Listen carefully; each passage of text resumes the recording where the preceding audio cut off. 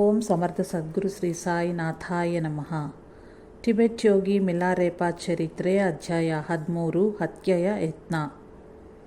ಬ್ರಿಸ್ ಎಂಬ ಪ್ರಾಂತದಲ್ಲಿ ಸಾಕುವಾ ಎಂಬ ಮಹಾ ಪಂಡಿತನಿದ್ದನು. ಅವನಿಗೆ ಗೇಷ್ ಎಂಬ ಬಿರುದಿತ್ತು. ಈ ಗೇಷ್ ಬಿರುದು ಶಾಸ್ತ್ರದಲ್ಲಿ ಅಪಾರ ಜ್ಞಾನವುಳ್ಳ ಮಹಾಪಂಡಿತರಿಗೆ ಕೊಡುವಂತಾಗಿದ್ದಿತ್ತು. ಮಿಲಾರೆಪಾರವರು ಆ ಪ್ರಾಂತಕ್ಕೆ ಬರುವುದಕ್ಕೆ ಮುಂಚೆ ಆ ಬ್ರಿಸ್ ಪ್ರಾಂತದ ಜನರೆಲ್ಲರ ಹೃದಯವನ್ನು ಗೇಷ್ ರವರೇ ಸೂರೆಗೊಂಡಿದ್ದರು. ಮಿಲಾರೆಪಾರವರು ಆ ಪ್ರಾಂತ್ಯಕ್ಕೆ ಬಂದ ತರುವಾಯ ಅವರ ಖ್ಯಾತಿಯಲ್ಲಿ ಹರಡತೂಗಿತು. ಇದರಿಂದ ಸಾಕುವನ ಹೃದಯವು ಅಸೂಯೆಯಿಂದ ತುಂಬಿಹೋಯಿತು. ಆದರೆ ಅವನು ಮಿಲಾರೆಪಾರವರಿಗೆ ಎಲ್ಲರ ಮುಂದೆಯೂ ಗೌರವಾದರಗಳನ್ನು ಬಹುಳವಾಗಿ ಪ್ರದರ್ಶಿಸುತ್ತಿದ್ದನು. ಆದರೆ ಅವನ ಹೃದಯದಲ್ಲಿ ಮಾತ್ರ ಅಸೂಯೆ ತುಂಬಿತ್ತು. 10 ಜನಗಳ ಎದುರಿಗೆ ಮಿಲಾರೆಪಾರಿಗೆ ಧರ್ಮ ಸಂದೇಹಗಳನ್ನು ಕೇಳುವುದು ಅವನಿಗೆ ಅಭ್ಯಾಸವಾಗಿತ್ತು. ಅವನ ಉದ್ದೇಶವೆಂದರೆ ಮಿಲಾರೆಪಾರ ಉತ್ತರದಲ್ಲಿ ಯಾವುದಾದರೂ ಲೋಪವನ್ನು ಎತ್ತಿ ಹಿಡಿದು ವಾದದಲ್ಲವರನ್ನು ಸೋಲಿಸಿ ಜನಗಳ ಮುಂದೆ ಅವರ ತೇಜೋವಧ ಮಾಡಿ ಅವರ ಪಾಂಡಿತ್ಯ ಕೆಲಸಕ್ಕೆ ಬಾರದೆಂದು ನಿರೂಪಿಸುವುದೇ ಅವನ ಮನದಾಳದ ಕೋರಿಕೆ ಆಗಿತ್ತು. ಆದರೆ ಆ ಕೆಲಸ ಮಾಡಲು ಅವನಿಗೆಂದೂ ಅವಕಾಶವೇ ಆಗಲಿಲ್ಲ. ಒಮ್ಮೆ ಹೇಮಂತ ಋತುವಿನಲ್ಲಿ ಮಿಲಾರೆಪಾರವರನ್ನು ಭಕ್ತನೊಬ್ಬರು ವಿವಾಹಕ್ಕೆಂದು ಆಹ್ವಾನಿಸಿದರು. ಅಲ್ಲಿ ಸೇರುವುದರ ಎಲ್ಲಕ್ಕಿಂತಲೂ ಉನ್ನತವಾದ ಆಸನದಲ್ಲಿ ಮಿಲಾರೆಪಾರವರಿಗೆ ಸ್ಥಾನ ಕೊಡಲಾಗಿತ್ತು. ಅದು ತಥ್ಯವೂ ಆಗಿತ್ತು. ಆಗ ಗೇಷ್ ಅಲ್ಲಿಗೆ ಬಂದು ಮಿಲಾರೆಪಾರವರಿಗೆ ಸಾಷ್ಟಾಂಗ ನಮಸ್ಕಾರ ಮಾಡಿದನು. ಆಗ ಮಿಲಾರೆಪಾರವರು ಎದ್ದು ನಿಂತು ತನಗೆ ನಮಸ್ಕರಿಸಬೇಕೆಂಬುದೇ ಅವನ ಕೋರಿಕೆ ಆಗಿತ್ತು. ಆದರೆ ಮಿಲಾರೆಪಾರವರಿಗೊಂದು ಅಭ್ಯಾಸವಿತ್ತು. ಅವರು ತಮ್ಮ ಗುರುಗಳಾದ ಮಾರ್ಪಾರವರನ್ನು ಬಿಟ್ಟು ಇನ್ಯಾರಿಗೂ ತಲೆಬಾಗಿ ನಮಸ್ಕರಿಸುತ್ತಿರಲಿಲ್ಲ. ಈ ಬಾರಿಯೂ ಸಹ ಅವರು ತಮ್ಮ ನಿಯಮವನ್ನು ಬದಲಾಯಿಸಿಕೊಳ್ಳಲಿಲ್ಲ. ಅದನ್ನು ನೋಡಿದ ಗೇಷ್ಗೆ ಕೋಪ ತಡೆದುಕೊಳ್ಳಲಾಗಲಿಲ್ಲ. ಯಾಕಂದರೆ ಹಾಗೆ ಜನಗಳ ಎದುರಿಗೆ ಮಿಲಾರೆಪಾರವರಿಗೆ ಸಾಷ್ಟಾಂಗ ಪ್ರಣಾಮ ಮಾಡುವುದೆಂದರೆ ತನಗಿಂತಲೂ ಮಿಲಾರೆಪಾರವರೇ ಶ್ರೇಷ್ಠ ಎಂದು ಒಪ್ಪಿಕೊಂಡಂತಾಗುತ್ತದೆ. ಹಾಗಾಗಿ ತನಗುಳ್ಳ ಪಾಂಡಿತ್ಯದಲ್ಲಿ ಕೊಂಚವೂ ಮಿಲಾರೆಪಾರವರಲ್ಲವೆಂದು ಆಹ್ವಾನಿತರೆಲ್ಲರ ಮುಂದೆಯೂ ನಿರೂಪಿಸಿ ಅವರನ್ನು ನಿಕೃಷ್ಟಪಡಿಸಬೇಕು ಎಂಬ ಉದ್ದೇಶವು ಅವನಿಗೆ ಬಲವಾಯಿತು. ಆ ಉದ್ದೇಶದಿಂದ ಅವನು ತನ್ನ ವಸ್ತ್ರದಲ್ಲಿ ಪುಸ್ತಕಗಳನ್ನು ಹೊರಕ ತೆಗೆದು ಮಿಲಾರೆಪಾರವರೇ, ದಯವಿಟ್ಟು ಈ ಗ್ರಂಥವನ್ನು ನನ್ನೊಂದಿಗೆ ಓದುತ್ತಾ ಇದರಲ್ಲಿ ನನಗೆ ಅರ್ಥವಾಗದ ವಿಷಯಗಳನ್ನು ವಿವರಿಸಿ ಹೇಳಬಲ್ಲಿರಾ ಎಂದು ಕೇಳಿದನು. ಆದರೆ ನಮ್ಮ ಗುರುಗಳಾದ ಮಿಲಾರೆಪಾರವರಿಗೆ ಯಾರ ಮನಸ್ಸಿನಲ್ಲಿ ಏನು ನಡೆಯುತ್ತದೆ ಎಂದು ಸ್ಪಷ್ಟವಾಗಿ ಗೊತ್ತಿರುವ ಕಾರಣ ಅವರು ನಿಜವಾಗಿಯೂ ಆ ಗ್ರಂಥದಲ್ಲಿ ಇರುವ ಪ್ರತಿಯೊಂದು ಪದಕ್ಕೂ ನಿಮಗೆ ಅರ್ಥ ಗೊತ್ತಿದೆ. ಆದರೆ ಅದು ಪೂರ್ಣವಾಗಿ ಹೃದಯಗತವಾಗಬೇಕಾದರೆ ಮನುಷ್ಯನ ಹೃದಯದಲ್ಲಿ ಸಹಜವಾಗಿ ಇರುವ 8 ಬಗೆಯ ಲೌಕಿಕ ಕಾಮನೆಗಳನ್ನು ನೀನು ತ್ಯಜಿಸಬೇಕಾಗಿರುವುದು. ಅಷ್ಟೇ ಅಲ್ಲ, ನಾನೊಬ್ಬ ಪರಿಮಿತಿಯುಳ್ಳ ವ್ಯಕ್ತಿ ಎಂಬ ನಿನ್ನ ಹೃದಯದಲ್ಲಿ ನಾಟಿಕೊಂಡ ಭಾವನೆಯನ್ನು ನೀನು ಅತಿಕ್ರಮಿಸಬೇಕು. ಏಕಾಂತದಲ್ಲಿ ಧ್ಯಾನ ಮಾಡಿಕೊಳ್ಳುವುದರ ಮೂಲಕ ನಿನ್ನನ್ನು ನೀನೇ ಗೆಲ್ಲಬೇಕು. ನಾನು ಆ ಗ್ರಂಥದಲ್ಲಿ ಬರೆದಿರುವ ವಿಜ್ಞಾನವನ್ನು ಅಧ್ಯಯನ ಮಾಡಬೇಕು ಎಂದು ಪ್ರಯತ್ನಿಸಲಿಲ್ಲ. ದೊಡ್ಡ ಪಂಡಿತರು ಕೇಳುವ ಪ್ರಶ್ನೆಗಳ ಬಗ್ಗೆ ಕೂಡ ನಾನು ಯಾವ ರೀತಿಯ ಪರಿಶೋಧನೆಯನ್ನು ಮಾಡಲಿಲ್ಲ. ಹಾಗೆಯೇ ಆ ಪ್ರಶ್ನೆಗಳಿಗೆ ಉತ್ತರಗಳನ್ನು ಕಂಠಪಾಠ ಮಾಡಿ ಪ್ರತಿಯೊಬ್ಬರನ್ನು ವಾದದಲ್ಲಿ ಸೋಲಿಸಬೇಕೆಂಬ ಉದ್ದೇಶದಿಂದ ನಾನೆಂದಿಗೂ ಓದಿಕೊಳ್ಳಲಿಲ್ಲ. ಯಾಕಂದರೆ ಎಂದಿಗೂ ಯಾರನ್ನು ಸೋಲಿಸುವುದು ನನ್ನ ಉದ್ದೇಶವಲ್ಲ. ಹಾಗ ಮಾಡಿದ್ದರೆ ಸತ್ಯ ಮಾರ್ಗದ ವಿಷಯದಲ್ಲಿ ಮನಸ್ಸು ತಳಮಳಗೊಳ್ಳುತ್ತದೆ. ಅದು ಸತ್ಯದೆಡೆಯೇ ಪಥವಾಗಲಾರದು. ಈಗ ನಾನು ಹೇಳುವುದನ್ನು ಕೇಳುವನಾಗು ಎಂದು ಆಶುವಾಗಿ ಒಂದು ತತ್ವಪದವನ್ನು ಹಾಡಿದರು. ನಾನು ಅನ್ಯವೆಂಬ ಭೇದವು ನಿಜವಾಗಿಯೂ ಇಲ್ಲವೆಂಬ ಜ್ಞಾನದ ಬಗ್ಗೆ ಹಾಡಿದರು. ನನ್ನ ಮನಸ್ಸು ಯಾವಾಗಲೂ ಸತ್ಯದ ಬಗೆಗಿನ ಚಿಂತನೆಗಳಿಂದಲೇ ತುಂಬಿದೆ. ಆದ್ದರಿಂದ ಅದಕ್ಕೆ ಅನ್ಯವಾದ ಮಾರ್ಗಗಳನ್ನು ಹಚ್ಚಿಕೊಳ್ಳಲಿಲ್ಲ. ನಾನು ಯಾವಾಗಲೂ ಪ್ರೇಮ ಕರುಣೆಯ ಬಗ್ಗೆಯೇ ನಿರಂತರವಾಗಿ ಚಿಂತನೆ ನಡೆಸುವುದರಿಂದ ನನಗೂ ಅನ್ಯರಿಗೂ ಉಳ್ಳ ಭೇದವು ತಿಳಿಯದಾಗಿದೆ. ಯಾಕಂದರೆ ತನಗೂ ಇತರಿಗೂ ವ್ಯತ್ಯಾಸವೇ ತಿಳಿಯದಂತಾದಾಗ ಮಾತ್ರ ಕರುಣೆ ಮತ್ತು ಪ್ರೇಮಗಳು ಉದ್ಭವಿಸುತ್ತವೆ. ತನ್ನನ್ನು ಉಳಿದು ಅನ್ಯವೆಂಬುದು ಯಾವುದೂ ಇಲ್ಲದ ಸ್ಥಿತಿಯುಳ್ಳವರು ಮಾತ್ರವೇ ಎಲ್ಲರನ್ನೂ ಪ್ರೇಮಿಸಬಲ್ಲರು. ಅವರನ್ನು ಕರುಣಿಸಲು ಸಾಧ್ಯವಾಗುತ್ತದೆ. ಸದಾ ನನ್ನ ಗುರುಗಳನ್ನು ಸೇವಿಸಿದ್ದರಿಂದ ಈ ಲೌಕಿಕವಾದ ಕೀರ್ತಿ ಪ್ರತಿಷ್ಠೆಗಳನ್ನು ನಾನು ಪೂರ್ಣವಾಗಿ ಮರೆತು ಹೋದನು. ನಿರಂತರವೂ ನನ್ನ ಕುಲದೇವತೆಗಳನ್ನು, ಪಾಲಕರಾದ ಇತರ ದೇವತೆಗಳನ್ನು ಧ್ಯಾನಿಸುವುದರಿಂದ ನಾನು ಮಾನವ ಶರೀರದಲ್ಲಿ ಇರುವನೆಂಬ ವಿಷಯವನ್ನೇ ಮರೆತು ಹೋದನು. ಧ್ಯಾನಿಸುವುದೆಂದರೆ ತನ್ನ ಶರೀರದಲ್ಲಿಯ ಎಲ್ಲ ಶಕ್ತಿಗಳನ್ನು ದೈವಿ ಶಕ್ತಿ ಎಂದು ಧ್ಯಾನಿಸುವುದು ಅಂತ ಅರ್ಥ. ಹಾಗೆ ಧ್ಯಾನಿಸುತ್ತಾ ಇರಲು ಶರೀರದಲ್ಲಿಯ ಶಕ್ತಿಗಳೆಲ್ಲವೂ ದೈವಿ ಶಕ್ತಿಗಳೆಂದೇ ಅನಿಸುತ್ತವೆಯೇ ಹೊರತು ಇದು ನನ್ನ ಶರೀರವೆಂದಂತ ಅನಿಸೋದಿಲ್ಲ. ಕಣ್ಣುಗಳಿಗೆ ನೋಡುವ ಸಾಮರ್ಥ್ಯವು ಇಲ್ಲಿನ ದೇವತೆಯೂ ಕೆಲಸ ಮಾಡುವುದರಿಂದಲೇ ಸಾಧ್ಯವೆನಿಸುತ್ತದೆಯೇ ಹೊರತು ನನ್ನ ಕಣ್ಣು ನೋಡುತ್ತದೆಯೇ ಎಂದು ಭ್ರಮಿಸುವುದಿಲ್ಲ. ಗುರುಮುಖದಿಂದ ಮಾತ್ರವೇ ಪಡೆಯಬೇಕಾದ ಉತ್ತಮವಾದ ಉಪದೇಶವನ್ನು ನನ್ನ ಗುರುಗಳಿಂದ ಪಡೆದು ಸದಾ ಸರ್ವದಾ ಅದನ್ನೇ ಧ್ಯಾನಿಸಿ ಪುಸ್ತಕಗಳನ್ನು ಓದುವುದನ್ನು ಅಭ್ಯಾಸ ಮಾಡುವುದನ್ನು ನಾನು ಮರೆತು ಹೋದನು. ತ್ರಿಕಾಲಗಳ ಭೂತ, ಭವಿಷ್ಯತ್ ಮತ್ತು ವರ್ತಮಾನ ಕಾಲ ಬಗ್ಗೆ ಯಾವಾಗಲೂ ಧ್ಯಾನಿಸಿದ್ದರಿಂದ ಆಶೆಯಾಗಲಿ ಭಯವಾಗಲಿ ಹೇಗಿರುತ್ತದೆ ಎಂಬುದನ್ನೇ ಮರೆತು ಹೋದನು. ಯಾವಾಗಲೂ ಏಕಾಂತದಲ್ಲಿ ಇದ್ದು ಅಧ್ಯಯನ ಮಾಡಿದ್ದರಿಂದ ನನಗೆ ಬೇರೆಯವರನ್ನು ಕೇಳಿ ತಿಳಿದುಕೊಳ್ಳಬೇಕೆಂಬುದನ್ನು ಮರೆತು ಹೋದನು. ಧ್ಯಾನಕ್ಕೆ ಯಾವುದು ಉಪಕರಿಸುತ್ತದೆ ಎಂಬುದೇ ತಿಳಿದದೆಯೇ ಹೊರತು ಇಂತಹವುದು ಸಿದ್ಧಾಂತವೆಂದು ಹೋರಾಡುವುದು ಮರೆತು ಹೋದನು.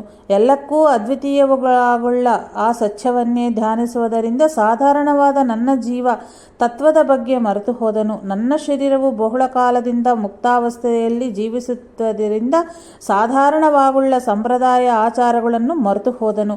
ಮಾನಸಿಕವಾಗಿ ಮತ್ತು ಶಾರೀರಿಕವಾಗಿ ಯಾವಾಗಲೂ ನಿರಾಡಂಬರತೆ ಮತ್ತು ನಮ್ರತೆಯಿಂದ ಇದ್ದು ಅಭ್ಯಾಸವಾಗಿದೆಯಾದ್ದರಿಂದ ಶರೀರ ಪುಷ್ಟಿಯುಳ್ಳ ಬಲವಂತ ಮತ್ತು ಗರ್ವಿತರಾದರೂ ವರ್ತಿಸುವ ರೀತಿಗಳು ಇರುತ್ತವೆಂಬುದು ಮರೆತು ಹೋದನು. ನನ್ನ ಶರೀರವನ್ನೇ ನಾನು ಆಶ್ರಯವೆಂದು ತಿಳಿದು ಅದರಂತೆಯೇ ನಡೆದುಕೊಂಡು ಅಭ್ಯಾಸವಾದ್ದರಿಂದ ಸನ್ಯಾಸಾಶ್ರಮದಳ್ಳುಳ್ಳ ಸುಖ ಸಂಪತ್ತುಗಳನ್ನು, ಗೌರವಾದರಗಳು ಮತ್ತು ಕೀರ್ತಿ, ಸುಖ, ಸಂತೋಷ ಮೊದಲಾದವುಗಳ ಬಗ್ಗೆ ಮರೆತು ಹೋದನು. ಅನಿರ್ವಚನೀಯವಾದದರ ಬಗ್ಗೆ ನಿರಂತರ ಚಿಂತನೆ ಮಾಡಿದ್ದರಿಂದ ವ್ಯಾಕರಣ ಪದಗಳ ಉತ್ಪತ್ತಿ ಮೊದಲಾದ ನಿತ್ಯಗಳೂ ಮರೆತು ಹೋದನು. ಅನಿರ್ವಚನೀಯ ಸ್ಥಿತಿಯುಳ್ಳದ್ದರಿಂದ ಮಾತುಗಳು ಮತ್ತು ಮಾತುಗಳ ಅರ್ಥಗಳನ್ನು ಮರೆತು ಹೋದನು. ಈ ಗ್ರಂಥದ ಅರ್ಥ ಬೇಕೆಂದರೆ ಸಾಧಾರಣವಾಗಿ ದೊರಕುವ ವ್ಯಾಕರಣ ಗ್ರಂಥಗಳಲ್ಲಿ ನಿನಗೆ ದೊರೆಯುತ್ತವೆ. ಅದರ ಶೋಧನೆಯಿಂದ ನಿನಗೆ ಅರ್ಥವಾಗುತ್ತದೆ ಎಂದು ಗೇಷ್ಗೆ ಸಮಾಧಾನವಿತ್ತರು. ಆದರೆ ಅವರಿತ್ತ ಉತ್ತರವು ಗೇಷ್ಗೆ ಸ್ವಲ್ಪವೂ ಹಿಡಿಸಲಿಲ್ಲ. ಆಗ ಗೇಶ್, ನಿಮ್ಮಂತಹ ಯೋಗಿಗಳಿಗೆ ಹೀಗೆ ಮಾತನಾಡುವುದು ಸರಿಹೋದೆಂಬುದು ಏನು? ಆದರೆ ಇಂತಹ ಮಾತುಗಳು ಸರಿಯಾದ ಪಾಂಡಿತ್ಯವನ್ನಿಸಿಕೊಳ್ಳಲಾರದು. ನಿನಗೆ ಇವುಗಳೆಲ್ಲದರಲ್ಲಿಯೂ ಪಾಂಡಿತ್ಯವಿದೆ ಎಂದು ಭಾವಿಸಿ ಇಲ್ಲಿಯವರೆಗೂ ನಾನು ನಿನಗೆ ನಮಸ್ಕರಿಸುತ್ತಲಿದ್ದೆನು ಎನ್ನುತ್ತಿದ್ದಂತೆಯೇ ಅಲ್ಲಿ ಸೇರಿದ ಆಹ್ವಾನಿತರೆಲ್ಲರಿಗೂ ಕೋಪ ಬಂದಿತು. ಅದರಲ್ಲಿಯೂ ವಿಶೇಷವೇನೆಂದರೆ ಗೇಷ್ನ ಶಿಷ್ಯರುಗಳಿಗೆ ಅವನ ಮೇಲೆ ಕೋಪ ಬಂದಿತು. ಅಲ್ಲಿ ಸೇರಿದವರು, ಗ್ರೇಶ್ವರೇ, ನೀವು ದೊಡ್ಡ ಪಂಡಿತರಾಗಿರಬಹುದು. ನಿಮ್ಮಂತಹ ಪಂಡಿತರುಗಳು ಪ್ರಪಂಚದಲ್ಲೆಷ್ಟು ಮಂದಿ ಇದ್ದರೂ ನಿಮ್ಮೊಂದಿಗೆ ಎಲ್ಲರನ್ನೂ ಒಟ್ಟು ಮಾಡಿದರೂ ಮಿಲಾರೇಪಾರವರ ರೋಮಕ್ಕೂ ಸಮಾನವಾಗಲಾರರಿ. ಅಷ್ಟೇ ಅಲ್ಲ, ನೀವೆಷ್ಟು ಜನ ಸೇರಿದರೂ ಅವರ ರೋಮಕೂಪಕ್ಕೂ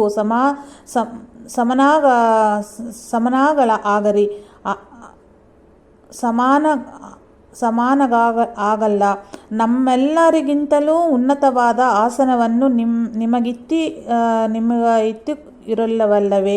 ಅದಕ್ಕೆ ನೀವು ತೃಪ್ತರಾದರೆ ಚೆನ್ನಾಗಿರುತ್ತದೆ. ನೀವು ಬಡ್ಡಿ ವ್ಯಾಪಾರ ಮಾಡಿ ಹಣ ಗಳಿಸುತ್ತಿರುವವಲ್ಲವೇ? ಆ ಹಣವನ್ನು ನೋಡಿ ತೃಪ್ತರಾಗರಿ. ಹೀಗಿರುವಾಗ ಆಧ್ಯಾತ್ಮಿಕವೆಂದರೆ ಏನೆಂದು ನಿಮಗೆ ಕಿಂಚಿತ್ತೂ ತಿಳಿದಿಲ್ಲ.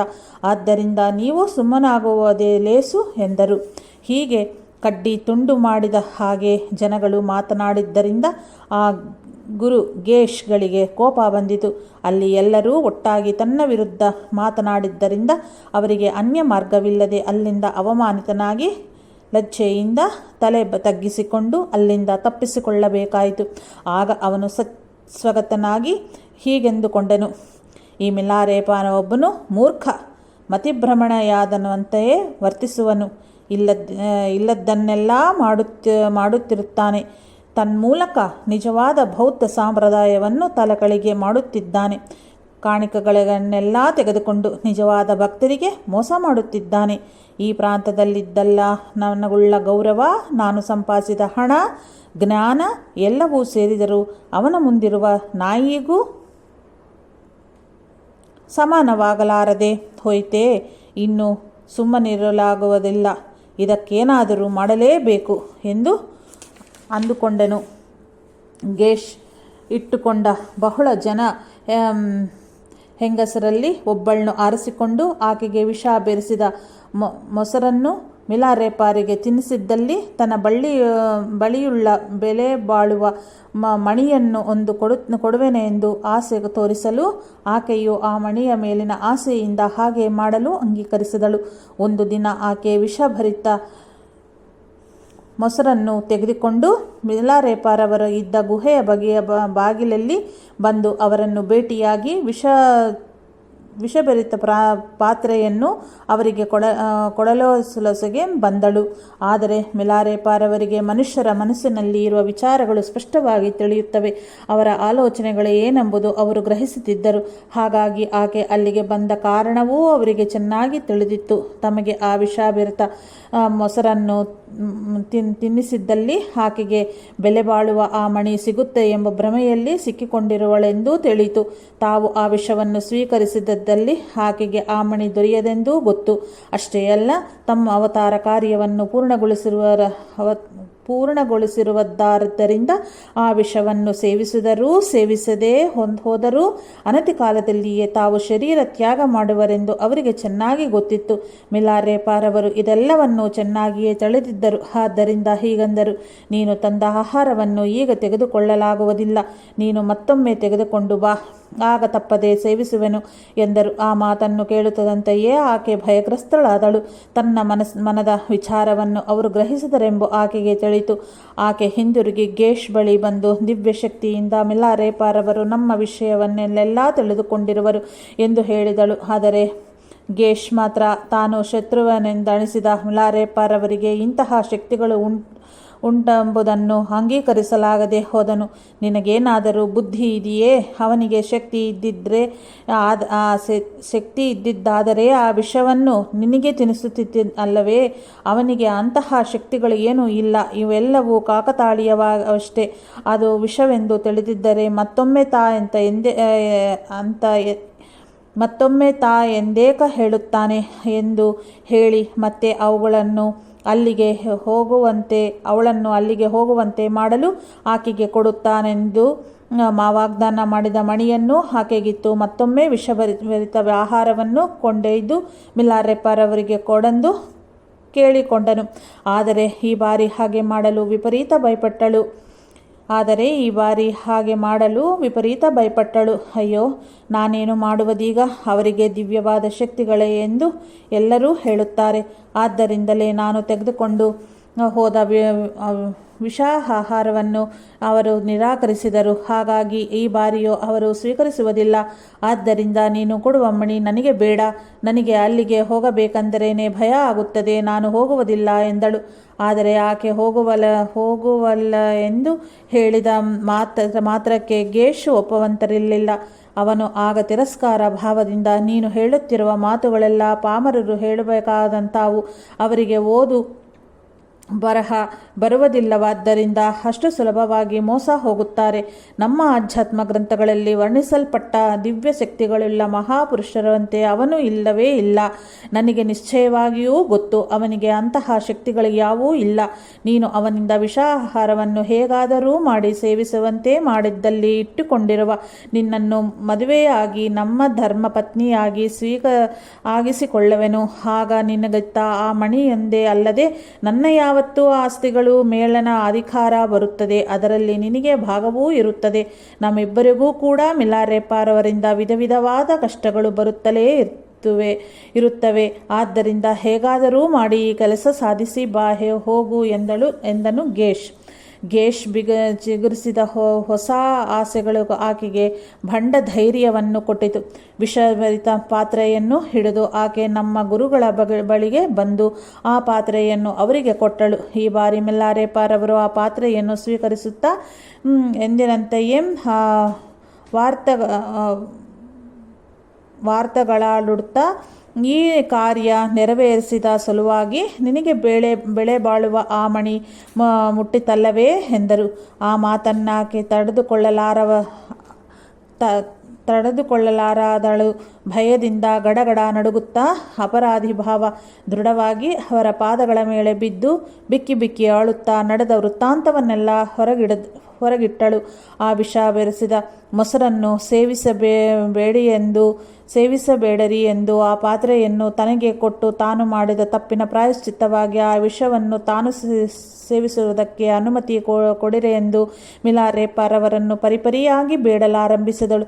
ಆಗ ಅವರು ಸೌಮ್ಯವಾಗಿ ಇಂತೆಂದರು, ಅಂತಹ ಕೆಲಸ ಮಾಡಲು ನನ್ನಿಂದಾಗದು. ನೀನು ವಿಷಪ್ರಾಶನ ಮಾಡಲು ನಾನು ಅಂಗೀಕರಿಸಲಾರದಷ್ಟು ಕರುಣೆ ನನಗೆ ನಿನ್ನ ಮೇಲಿದೆ.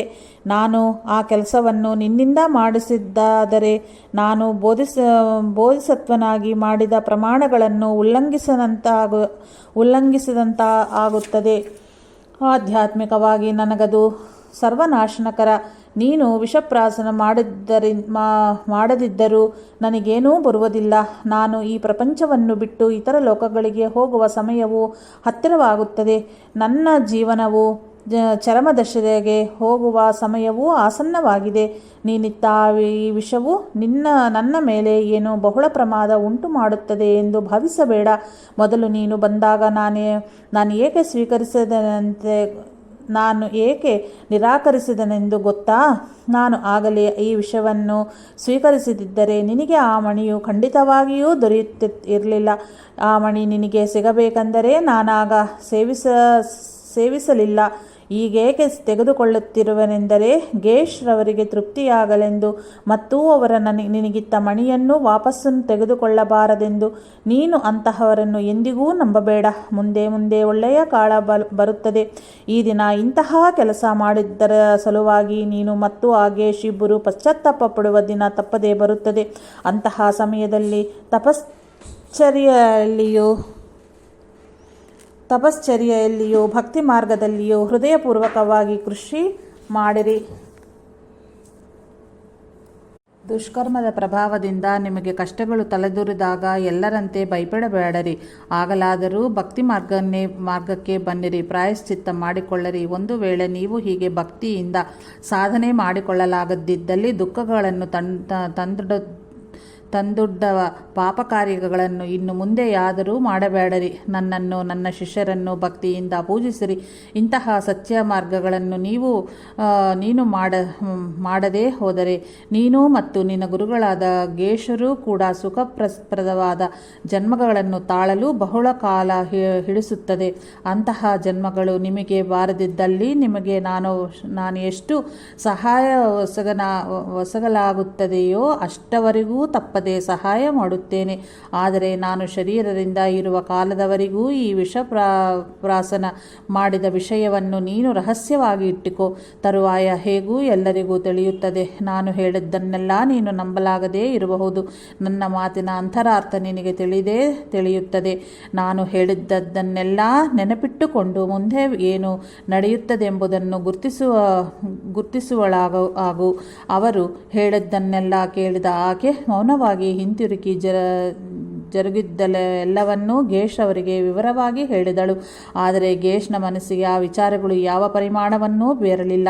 ಆಕೆ ಹೇಳಿದ್ದನ್ನೆಲ್ಲ ಕೇಳಿ ಅವನು ಹೇಳಿದ್ದೆಲ್ಲವೂ ಸತ್ಯವೆಂಬುದಕ್ಕೆ ಆಧಾರವಾದರೂ ಏನು, ವಿಷಪ್ರಾಸ ಮಾಡಿದನಲ್ಲವೇ, ನನಗಷ್ಟೇ ಸಾಕು. ನೀನು ಈ ವಿಷಯವನ್ನು ಎಲ್ಲಿಯೂ ಹೇಳದೆ ಬಾಯಿ ಮುಚ್ಚಿಕೊಂಡು ಬಿದ್ದಿರು. ಮುಂದೇನು ನಡೆಯುತ್ತದೆ ಎಂಬುದನ್ನು ನೋಡೋಣ ಎಂದನು. ಮಿಲೆರಪಾರವರಿಗೆ ತಾವು ದೇಹತ್ಯಾಗ ಮಾಡುತ್ತಿರುವರೆಂದು ತಿಳಿದಿದ್ದರಿಂದ ತಮಗೆ ತಿಳಿದವರಿಗೆ ತಮ್ಮಲ್ಲಿ ವಿಶ್ವಾಸವುಳ್ಳವರಿಗೂ ಅವರ ದೇಹತ್ಯಾಗದ ವಾರ್ತೆಯನ್ನು ಹೇಳಿ ಕಳುಹಿಸಿದರು. ಯಾಕಂದರೆ ಕಾಣಿಕೆಗಳನ್ನು ಸಮರ್ಪಿಸಲು ಅವಕಾಶ ಕೊಡುವುದೇ ಅವರ ಉದ್ದೇಶವಾಗಿತ್ತು. ಇದಕ್ಕೂ ಮುನ್ನ ಅವರನ್ನು ದರ್ಶಿಸುವ ಎಲ್ಲರಿಗೂ ಸಹ ಹೇಳಿ ಕಳುಹಿಸಿದರು. ಆದ್ದರಿಂದಲೇ ಕೆಲ ಕಾಲದಲ್ಲಿಯೇ ಅವರ ಸುತ್ತಲೂ ದೊಡ್ಡ ಜನಸಮೂಹವೇ ಏರ್ಪಟ್ಟಿತ್ತು. ಅದರಲ್ಲಿ ಪುರುಷರು, ಸ್ತ್ರೀಯರು, ದೂರ ಪ್ರಾಂತಗಳಿಂದ, ಹತ್ತರಿದ ಪ್ರಾಂತಗಳಿಂದ ಬಹಳಷ್ಟು ಜನಗಳು ಮತ್ತು ಅವರ ಪರಿಚಯವೇ ಇಲ್ಲದವರು ಬಂದಿದ್ದರು. ಅವರೆಲ್ಲರನ್ನೂ ಕುರಿತು ಮಿಲಾರೆಪಾರವರು ಈ ವಿಶ್ವ, ಜೀವ ಮತ್ತು ಸತ್ಯ ಸ್ವರೂಪದ ಬಗ್ಗೆ ವಿವರಿಸಿ, ನಿಜದಂತೆ ಕಾಣುತ್ತಿರುವ ಈ ಭ್ರಾಂತಿಮಯವಾದ ಜಗತ್ತಿನ ನಿಜತತ್ವವೆಂದರೆ ಏನು ಎಂಬ ವಿಷಯಗಳ ಬಗ್ಗೆ ಬಹಳಷ್ಟು ವಿಸ್ತಾರವಾಗಿ ಹೇಳಿದರು. ಹೀಗೆ ಬಹಳ ದಿನಗಳು ಕಳೆದವು. ಆ ದಿನಗಳಲ್ಲಿ ಆಧ್ಯಾತ್ಮಿಕವಾಗಿ ಬಹಳ ಪರಿಣಿತಿ ಹೊಂದಿದ್ದವರಿಗೆ ವಿಚಿತ್ರವಾದ ದಿವ್ಯ ದರ್ಶನಗಳನ್ನು ನೋಡುವ ಅವಕಾಶ ದೊರೆಯಿತು. ಉದಾಹರಣೆಗೆ, ಅಲ್ಲಿ ಸೇರಿದ್ದವರಲ್ಲಿ ಎಷ್ಟು ಮಂದಿ ಸಮಾವೇಶಗೊಂಡಿರುವರೋ ಉತ್ತಮ ಲೋಕಗಳಿಂದ ಬಂದ ದೇವತೆಗಳೂ ಅಷ್ಟೇ ಸಂಖ್ಯೆಯಲ್ಲಿ ಸಮಾವೇಶಗೊಂಡು ಮಿಲಾರೆಪಾರವರ ಉಪನ್ಯಾಸವನ್ನು ಶ್ರದ್ಧೆಯಿಂದ ಶ್ರವಣ ಮಾಡುತ್ತಿರುವುದನ್ನು ತಮ್ಮ ದಿವ್ಯ ದೃಷ್ಟಿಯಿಂದ ನೋಡಿರುವವರಾದ್ದಾರೆ. ಅಂತಹ ದೇವತೆಗಳು ಅಲ್ಲಿರುವುದೆಂದೇ ತಿಳಿಯದವರು ದೇವತೆಗಳು ಅನುಭವಿಸುತ್ತಿರುವ ಆನಂದೋತ್ಸಾಹ ಕೆಳಗುಳ್ಳ ಮನುಷ್ಯರಿಗೂ ಅನುಭವಕ್ಕೆ ಬಂದಿತು. ಎಲ್ಲರಿಗೂ ಒಂದೇ ಬಗೆಯ ಆನಂದ ಲಹರಿಯ ಅನುಭವವಾಗಿತ್ತು. ಆಗಸದಲ್ಲಿ ಕೂಡಿರುವ ದೇವತೆಗಳು ಆನಂದಿಸುತ್ತಿರುವುದರಿಂದ ಭೂಮಿಯ ಮೇಲುಳ್ಳ ಎಲ್ಲ ಜನಗಳಿಗೂ ಕೂಡ ಸಣ್ಣ ಸಣ್ಣ ಪ್ರಮಾಣದಲ್ಲಿ ದಿವ್ಯದರ್ಶನಗಳು ಆಗುತ್ತಿವೆ. ಆಗಸದಲ್ಲಿ ವಿಚಿತ್ರವಾದ ಕಾಮನ ಬಿಲ್ಲು ಕಂಡಿತು. ವಿಚಿತ್ರವಾದ ವಿವಿಧ ಬಣ್ಣಗಳ ಮೇಘಗಳು ಪಲ್ಲಕ್ಕಿಗಳಂತೆಯೂ ಪತಾಕೆಗಳಂತೆಯೂ ಕಂಡವು. ದಿವ್ಯವಾದ ಮೇಘಗಳು ಪುಷ್ಪವೃಷ್ಟಿಯನ್ನು ಸುರಿಸಿದವು. ದಿವ್ಯವಾದ ವಾದ್ಯಗಳು ಮೊಳಗಿದವು. ಆ ಪ್ರಾಂತವೆಲ್ಲವೂ ವಿಶೇಷವಾದ ಪರಿಮಳದಿಂದ ತುಂಬಿ ಹೋಯಿತು. ಅಲ್ಲೊಬ್ಬರು ಮಿಲಾರೆಪಾರವರನ್ನು ನಿಮ್ಮ ದರ್ಶನಾರ್ಥಕ್ಕಾಗಿ ಆಗಸದಲ್ಲಿ ಸೇರಿದ ದೇವತೆಗಳನ್ನು ದರ್ಶಿಸಲಿಕ್ಕಾದವರು. ಅಲ್ಲಿ ಸಮಾವೇಶಗೊಂಡ ದೇವತೆಗಳಿಗೆ ಭೂಮಿಯ ಮೇಲೆ ಈ ವೇದಾಂತ ಸಭೆಯಲ್ಲಿ ಪಾಲ್ಗೊಳ್ಳುತ್ತಿರುವ ಮಾನವರಿಗೂ ಹೇಗ ಸಾಮರಸ್ಯ ಉಂಟಾಯಿತು. ಆ ದೇವತೆಗಳು ಆನಂದ ಪಡುತ್ತಿದ್ದರೆ ಆ ಸಂತೋಷದ ಅಮೃತ ಬಿಂದುಗಳು ಮಾನವರ ಹೃದಯಗಳ ಮೇಲೆ ಹೇಗೆ ವರ್ಷಿಸುತ್ತವೆ. ಎಲ್ಲರೂ ಒಂದೇ ಎಂಬ ಅನುಭವವನ್ನು ಅವರೆಲ್ಲರಿಗೂ ಹೇಗೆ ಪಡೆಯುತ್ತಿರುವರು. ಪಾಮರಿಗರಿಗೂ ಸಹ ಅಂತಹ ದಿವ್ಯ ದರ್ಶನಗಳು ಸಣ್ಣ ಪ್ರಮಾಣದಲ್ಲಿ ಹೇಗೆ ಲಭಿಸುತ್ತವೆ ಎಂದು ಕೇಳಿದರು. ನಿಜವಾಗಿಯೂ ಆಧ್ಯಾತ್ಮ ಪರಿಣಿತಿಯನ್ನು ಸಾಧಿಸಿದ ಮನುಷ್ಯರು ತುಂಬ ವಿರಳವಾಗಿರುತ್ತಾರೆ. ಮಿಕ್ಕವರೆಲ್ಲರೂ ಸಾಧನೆಯನ್ನು ಮಕ್ಕಳಾಟದಂತೆ ಮಾಡುತ್ತಿದ್ದಾರೆ.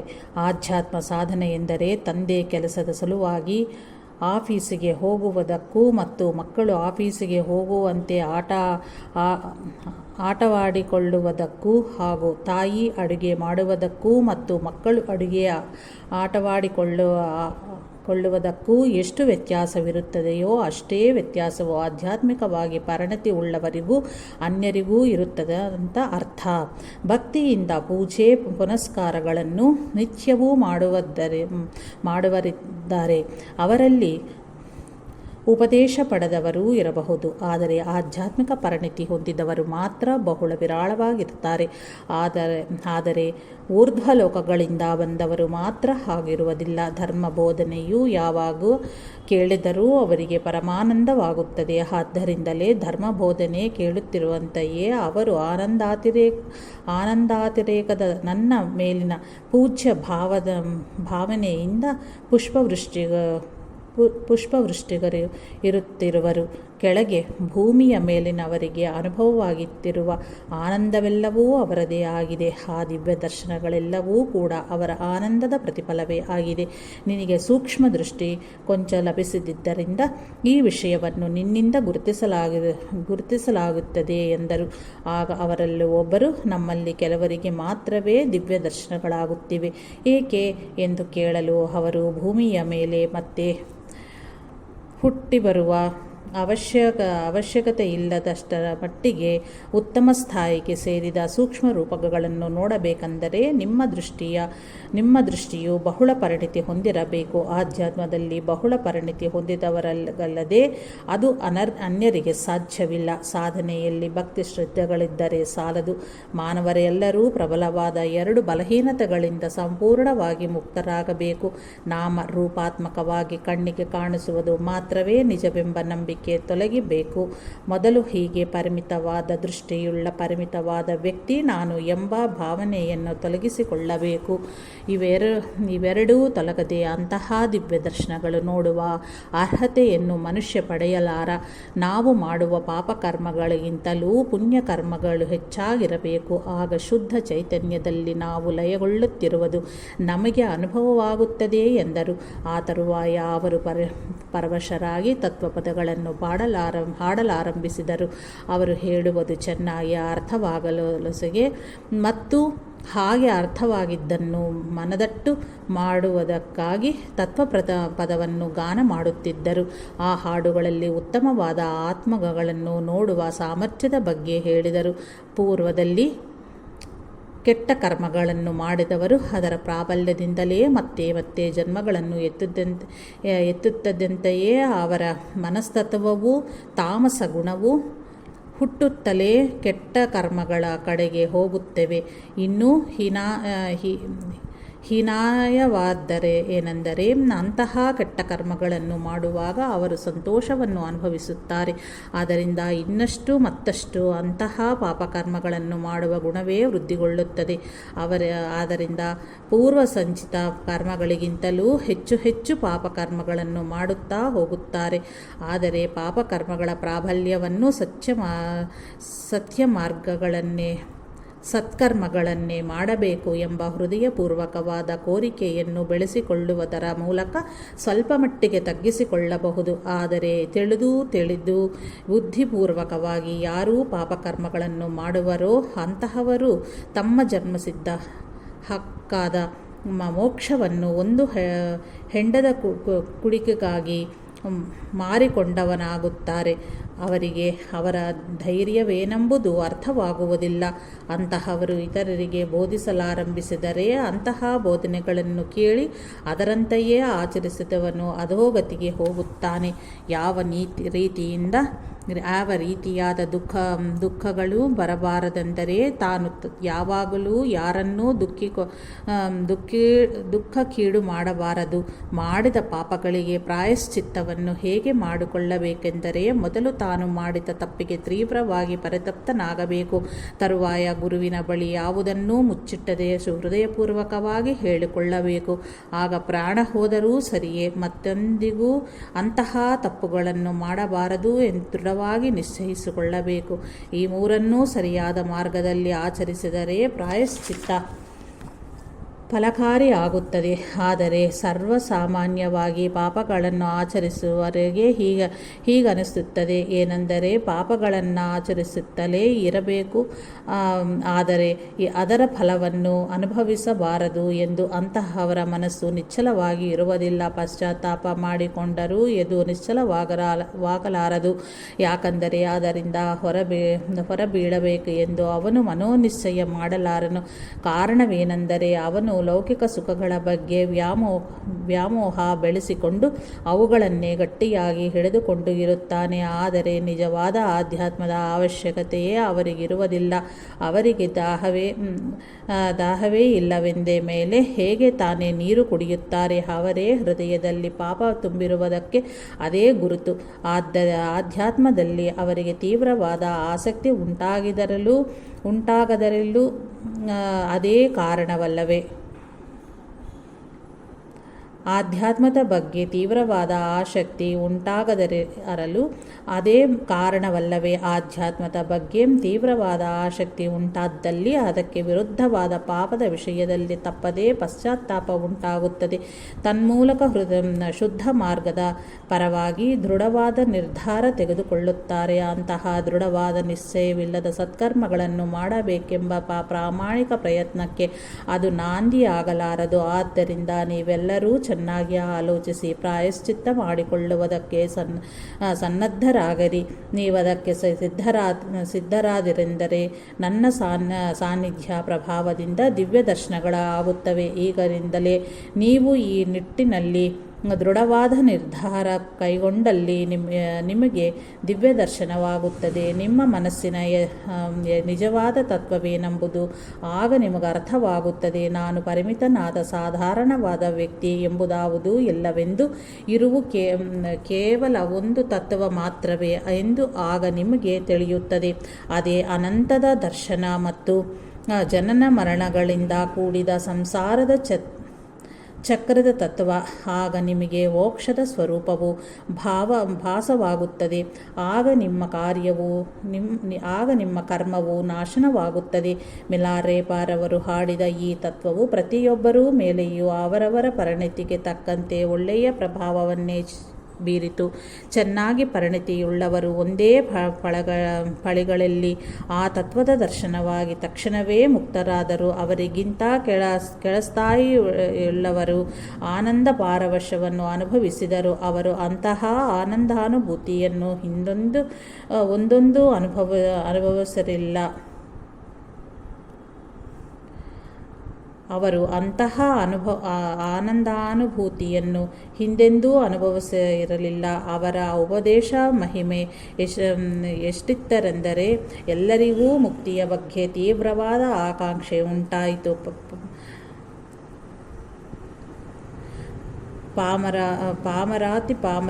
ಪಾಮರಿಗರಿಗೂ ಸಹ ಅವರ ಜೀವನದಲ್ಲಿಯೇ ಮೊಟ್ಟಮೊದಲಿಗೆ ತೀವ್ರವಾದ ಮೋಕ್ಷಕಾಂಕ್ಷೆ ಉಂಟಾಯಿತು. ಮಿಲಾರೇಪಾರವರು ಮತ್ತೆ ಹೀಗೆ ಮುಂದುವರಿಸಿದರು. ಈ ದಿನ ಈ ಸಮಯಕ್ಕೆ ಇಲ್ಲಿಗೆ ಬಂದಿರುವುದೆಂದರೆ ನೀವು ಪೂರ್ವದಲ್ಲಿ ಸಂಪಾದಿಸಿದ ಪುಣ್ಯವೇ ಅದಕ್ಕೆ ಕಾರಣ. ಆ ಪುಣ್ಯಕರ್ಮ ಈಗ ಈ ವಿಧಿಯಲ್ಲಿ ಫಲವಿತ್ತಿದೆ. ಹೀಗೆ ಎಲ್ಲರೂ ಒಂದೆಡೆ ಸೇರುವುದರಿಂದ ನಮ್ಮೆಲ್ಲರ ನಡುವೆ ಒಂದು ಪವಿತ್ರವಾದ ಅನುಬಂಧವೇ ಏರ್ಪಟ್ಟಿದೆ. ನಾನೀಗ ವೃದ್ಧನಾಗಿರುವೆನು. ನಾವು ಮತ್ತೆ ಈ ಶರೀರಗಳೊಂದಿಗೆ ಈ ಲೋಕದಲ್ಲಿ ಭೇಟಿಯಾಗುತ್ತೇವೆಂಬ ನಂಬಿಕೆ ಇಲ್ಲ. ಆದ್ದರಿಂದ ನಾನಿತ್ತ ಉಪದೇಶವನ್ನು ಎಂದಿಗೂ ಮರೆಯಬೇಡರಿ ಎಂದು ಕೇಳಿಕೊಳ್ಳುತ್ತಿದ್ದೇನೆ. ನೀವೆಲ್ಲರೂ ನಿಮ್ಮ ಶಕ್ತಿ ಸಾಮರ್ಥ್ಯಗಳಿಗೆ ಅನುಗುಣವಾಗಿ ನಿತ್ಯ ಜೀವನದಲ್ಲಿ ಅವುಗಳನ್ನು ಆಚರಿಸಿ ಧನ್ಯರಾಗರಿ. ಹಾಗೆ ಮಾಡಿದ್ದಾದರೆ ನಾನು ಬುದ್ಧತತ್ವದಲ್ಲಿ ಪೂರ್ಣತೆಯ ಪರಾಕಾಷ್ಠೆಯನ್ನು ತಲುಪಿದಾಗ ನಾನು ಮಾಡುವ ಬೋಧನೆಗಳೆಲ್ಲವೂ ನಿಮಗೆ ತಪ್ಪದೆ ತಲುಪುತ್ತದೆ ಎಂದರೆ ನಾನು ಮತ್ತೆ ಬುದ್ಧನಂತೆ ಅವತರಿಸಿದಾಗ ನೀವೆಲ್ಲರೂ ನನ್ನ ಬಳಿಗೆ ಬರುತ್ತೀರಿ. ಇದನ್ನು ದೃಢಪಡಿಸಿಕೊಂಡು ನಾನು ಮರಣಿಸುತ್ತೇನೆಂಬ ದುಃಖದಿಂದ ಹೊರಬೀಳುವಂತರಾಗರಿ. ಮಿಲಾರೇಪಾರ ಈ ಸಂದೇಶವನ್ನು ಕೇಳುತ್ತದಂತೆಯೇ ಯಾನಾಂ ಪ್ರಾಂತದಿಂದ ಬಂದ ಜನಗಳು, ನೀವೇಕೆ ಯಾನಾಂ ಪ್ರಾಂತಕ್ಕೆ ಬಂದು ದೇಹತ್ಯಾಗ ಮಾಡಬಾರದು? ಹಾಗಿಲ್ಲದಲ್ಲಿ ಒಮ್ಮೆಯಾದರೂ ನಮ್ಮ ಪ್ರಾಂತಕ್ಕೆ ಭೇಟಿಯಿತ್ತು ಮತ್ತೆ ಇಲ್ಲಿಗೆ ಒಂದು ನಮ್ಮ ಸಂಕಲ್ಪವನ್ನು ಕೈಗೊಳ್ಳಬಹುದಲ್ಲವೇ? ಒಮ್ಮೆಯಾದರೂ ನಮ್ಮ ಪ್ರಾಂತಕ್ಕೆ ಭೇಟಿ ನೀಡಬಾರದೇ ಎಂದು ಕೇಳಿದರು. ತಿಂಗೆ ಪ್ರಾಂತ್ಯದಿಂದ ಬಂದವರು ಕೂಡ ಹೀಗೆಯೇ ಪ್ರಾರ್ಥಿಸಿದರು. ಅವರೆಲ್ಲರ ಕೋರಿಕೆಗಳನ್ನು ಕೇಳಿದ ಮಿಲಾರೇಪಾರವರು, ನಾನು ಈಗ ಪ್ರಯಾಣ ಕೈಗೊಳ್ಳಲು ಬಹಳ ವೃದ್ಧನಾಗಿರುವನು. ನಾನು ಈ ಪ್ರಾಂತದಲ್ಲಿಯೇ ಶರೀರ ತ್ಯಾಗ ಮಾಡುವೆನು. ಆದ್ದರಿಂದ ಕಡೆಯ ನಿರೂಪವನ್ನು ಈಗಲೇ ತೆಗೆದುಕೊಳ್ಳಿರಿ. ನೀವೆಲ್ಲರೂ ನಿಮ್ಮ ನಿಮ್ಮ ಮನೆಗಳಿಗೆ ಹೋಗಿರಿ. ನಾವು ಮತ್ತೆಂದು ಭೇಟಿಯಾಗಲಿದ್ದೇನೆ ಎಂದರು. ಆಗ ಅವರೆಲ್ಲರೂ, ನಮ್ಮೆಲ್ಲರ ಪ್ರಾಂತಗಳಿಗೂ ನೀವು ಆಶೀರ್ವಾದ ಮಾಡಿರಿ. ನೀವಿದುವರೆಗೆ ಯಾವ ಯಾವ ಪ್ರಾಂತಗಳನ್ನು ಸಂದರ್ಶಿಸಿರುವಿರೋ ಆ ಎಲ್ಲ ಪ್ರಾಂತಗಳನ್ನು ಆಶೀರ್ವದಿಸಿರಿ. ನಿಮ್ಮನ್ನು ಭೇಟಿಯಾದ ಎಲ್ಲರಿಗೂ ಶ್ರೇಯೋಭಿವೃದ್ಧಿಗಳು ಉಂಟಾಗಲೆಂದು ವಿಶೇಷವಾಗಿ ಸಂಕಲ್ಪ ಮಾಡಿಕೊಳ್ಳಬೇಕೆಂದು ಪ್ರಾರ್ಥಿಸಿಕೊಳ್ಳುತ್ತಿದ್ದೇವೆ. ನಿಮ್ಮ ಶುಭ ಆಶೀರ್ವಾದಗಳು ನಿಮ್ಮ ಉಪದೇಶ ಶ್ರವಣ ಮಾಡಿದವರಿಗೂ ಲಭಿಸಬೇಕು ಎಂದು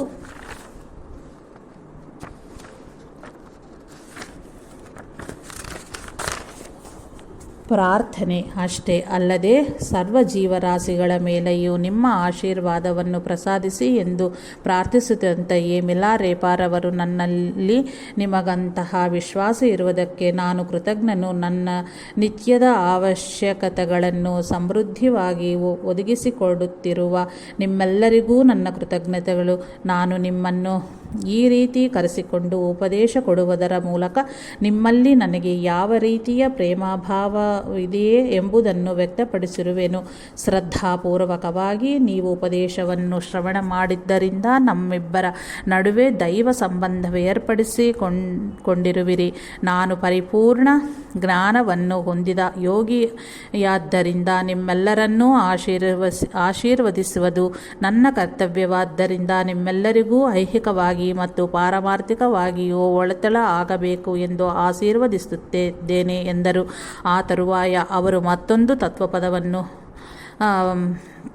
ಗಾನ ಮಾಡಿದರು. ಅದರಲ್ಲಿ ಎಲ್ಲರಿಗೂ ಕೃತಜ್ಞತೆಯನ್ನು ಆಶೀರ್ವಾದವನ್ನು ಇತ್ತರು. ತಮ್ಮ ಜೀವನ ಚರಿತ್ರೆಯನ್ನು ಶ್ರವಣ ಮಾಡಿದವರಿಗೂ ಪಠಿಸಿದವರಿಗೂ ಅದರಂತೆ ಅನುಸರಿಸಬೇಕು ಎಂಬ ತೀವ್ರವಾದ ಕೋರಿಕೆ ಮತ್ತು ಆಸಕ್ತಿ ಉಂಟಾಗಲೆಂದು, ಕಡೆಗೆ ಅತಿ ದುಷ್ಟ ಸ್ವಭಾವವುಳ್ಳ ಕ್ರಿಮಿಕೀಟಗಳಿಗೂ ಸಹ ಮುಕ್ತಿ ದೊರೆಯಬೇಕು ಎಂಬುದು ಆಶೀರ್ವದಿಸಿತ್ತು ಗಾನ ಮಾಡಿದರು. ಸಮಾವೇಶಗೊಂಡ ಮಹಾಜನಗಳಲ್ಲಿ ಎಲ್ಲರೂ ಸಂತೃಪ್ತರಾಗಿ ಅವರವರ ದಾರಿ ಹಿಡಿದರು. ಆದರೆ ಬಿನೋ ಪ್ರಾಂತದವರು ಮಾತ್ರ ಅವರ ಸನ್ನಿಧಿಯಲ್ಲಿಯೇ ಉಳಿದರು. ಅವರು ತಮಗೆ ಬೋಧಿಸಬೇಕು ಎಂದು ಕೋರಿದರು. ಅವರ ಪ್ರಾರ್ಥನೆಯ ಮೇರೆಗೆ ಗುರುಗಳು ಅವರಿಗೆ ಇನ್ನಷ್ಟು ಕಾಲ ಬೋಧಿಸಿದರು.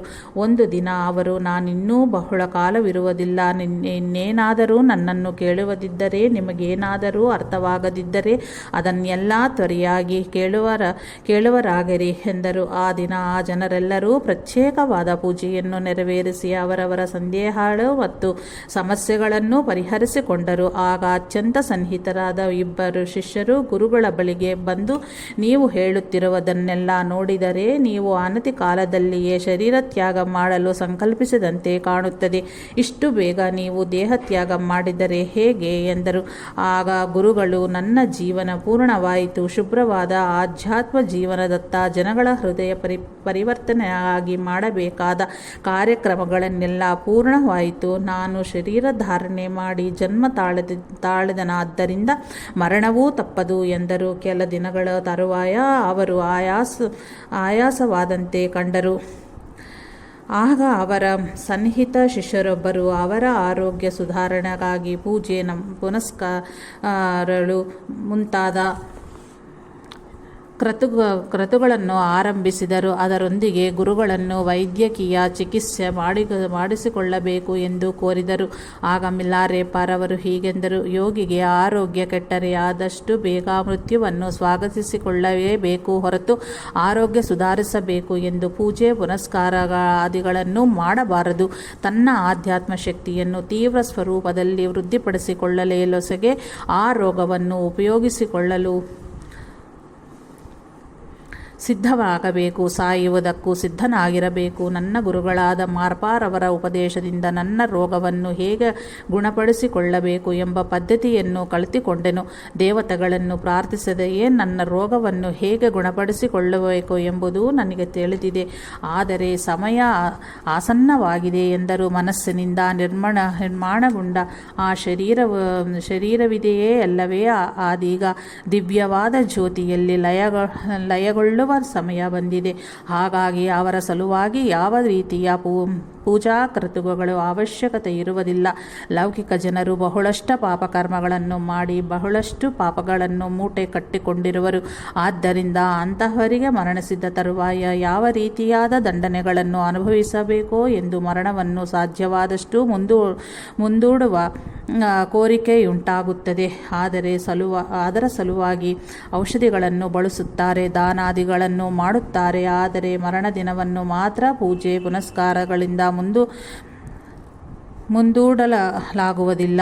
ಆದ್ದರಿಂದ ನಾನು ಹೇಳಿದ ಈ ವಿಷಯವನ್ನು ಕೇಳಿ ಏನು ಮಾಡಿದರೂ ಮರಣವನ್ನು ಮುಂದೂಡಲಾಗುವುದಿಲ್ಲ.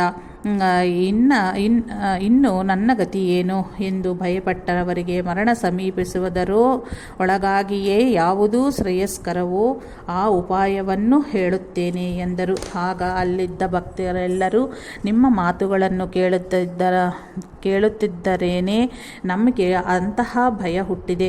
ಆದ್ದರಿಂದ ದಯವಿಟ್ಟು ಅದಕ್ಕೆ ತಕ್ಕ ಉಪಾಯವನ್ನು ಹೇಳಿ ಎಂದು ಪ್ರಾರ್ಥಿಸಲು ಅವರು ಪ್ರಾಪಂಚಿಕವಾದ ಎಲ್ಲ ಕೆಲಸಗಳು ಮತ್ತು ಎಲ್ಲ ಪ್ರಯತ್ನಗಳಿಗೂ ಒಂದೇ ಒಂದು ಫಲವಿದೆ. ಅದೇನೆಂದರೆ ದುಃಖ. ಪ್ರಾಪಂಚಿಕವಾದ ಯಾವುದಕ್ಕಾದರೂ ನೀನು ಪ್ರಯತ್ನಿಸಿ ನೋಡು, ಕಡೆಗೆ ದುಃಖವನ್ನೇ ತಂದೊಡ್ಡುತ್ತದೆ. ಲಾಭಗಳಿಗೆಂಬುದು ನಷ್ಟಗಳಲ್ಲಿ ಕೊನೆಗೊಳ್ಳುತ್ತವೆ. ಪ್ರಿಯವಾದ ವ್ಯಕ್ತಿಗಳ ಭೇಟಿಗಳು ಬೇರ್ಪಾಟು ಯಾಕಂದೇ ಅಂತ್ಯಗೊಳ್ಳುತ್ತೇವೆ.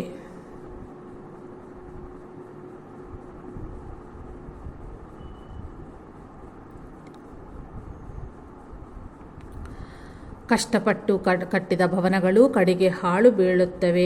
ಜನವೆಂಬುದು ಮರಣದಲ್ಲಿ ಕೊನೆಗೊಳ್ಳುತ್ತದೆ.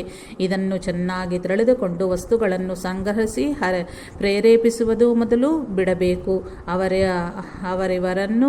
ಅವರವರನ್ನು ಭೇಟಿ ಮಾಡಬೇಕು ಎಂದು ಅಂತಹವರೊಂದಿಗೆ ಜೀವಿಸಬೇಕು ಎಂಬ ಆಶೆಯಿಂದ ಅದಕ್ಕಾಗಿ ಪ್ರಯತ್ನ ಮಾಡುವುದು ಬಿಡಬೇಕು. ಯಾವುದನ್ನು ಕಟ್ಟಬೇಕೆಂದಾಗಲಿ ಸ್ಥಾಪಿಸಬೇಕೆಂದಾಗಲಿ ಪ್ರಯತ್ನಿಸಬಾರದು. ಇವೆಲ್ಲವನ್ನೂ ಬಿಟ್ಟು ಮಾಡುವುದಾದರೂ ಏನು ಎಂದರೆ ಗುರುವನ್ನು ಹುಡುಕಬೇಕು, ಗುರುಗಳ ಹೇಳದಂತೆ ನಡೆದುಕೊಳ್ಳಬೇಕು. ಸ್ವಚ್ಛವಾದ ಜ್ಞಾನ ಹೊಂದಲು ತೀವ್ರವಾದ ಕೃಷಿ ಮಾಡಿರಿ. ತನ್ಮೂಲಕ ಜನನ ಮರಣಗಳಿಗೆ ಅತೀತರಾಗಬಹುದು. ಅಂತಹ ಸಾಧನೆಯನ್ನು ಕೈಗೊಳ್ಳರಿ. ಇದೊಂದೇ ಮಾರ್ಗ ಎಂದು ಹೇಳಿದರು. ಆಗ ಅವರ ಅತ್ಯಂತ ಪ್ರಿಯಭಕ್ತರು, ನೀವು ನಿಮ್ಮ ಸಂಕಲ್ಪ ಬಲದಿಂದ ಇನ್ನಷ್ಟು ಕಾಲ ಜೀವಿಸಿದಲ್ಲಿ ಇನ್ನಷ್ಟು ಜನಗಳನ್ನು ಉದ್ಧರಿಸಬಹುದಲ್ಲವೇ? ಆದರೆ ಅದರ ಸಲುವಾಗಿಯಾದರೂ ನೀವು ಹಾಗೆ ಸಂಕಲ್ಪ ಮಾಡಿಕೊಳ್ಳಿರಿ. ಇಲ್ಲವಾದಲ್ಲಿ ತಂತ್ರ ಮಾರ್ಗದಲ್ಲಿ ನಿಮಗೆ ತಿಳಿದ ಕ್ರಮದಿಂದ ನಿಮ್ಮ ಆಯುಷ್ಯನ್ನು ಇನ್ನಷ್ಟು ಕಾಲ ಹೆಚ್ಚಿಸಿಕೊಳ್ಳಿರಿ. ಅಂತಹ ತಂತ್ರ ಕ್ರಮಗಳಿಗೆ ಯಾವ ವಸ್ತುಗಳು ಅವಶ್ಯವೋ ಅವುಗಳನ್ನು ನಮ್ಮಿಂದ ಸ್ವೀಕರಿಸಬಾರದೇ ಎಂದು ಕೇಳಿದರು.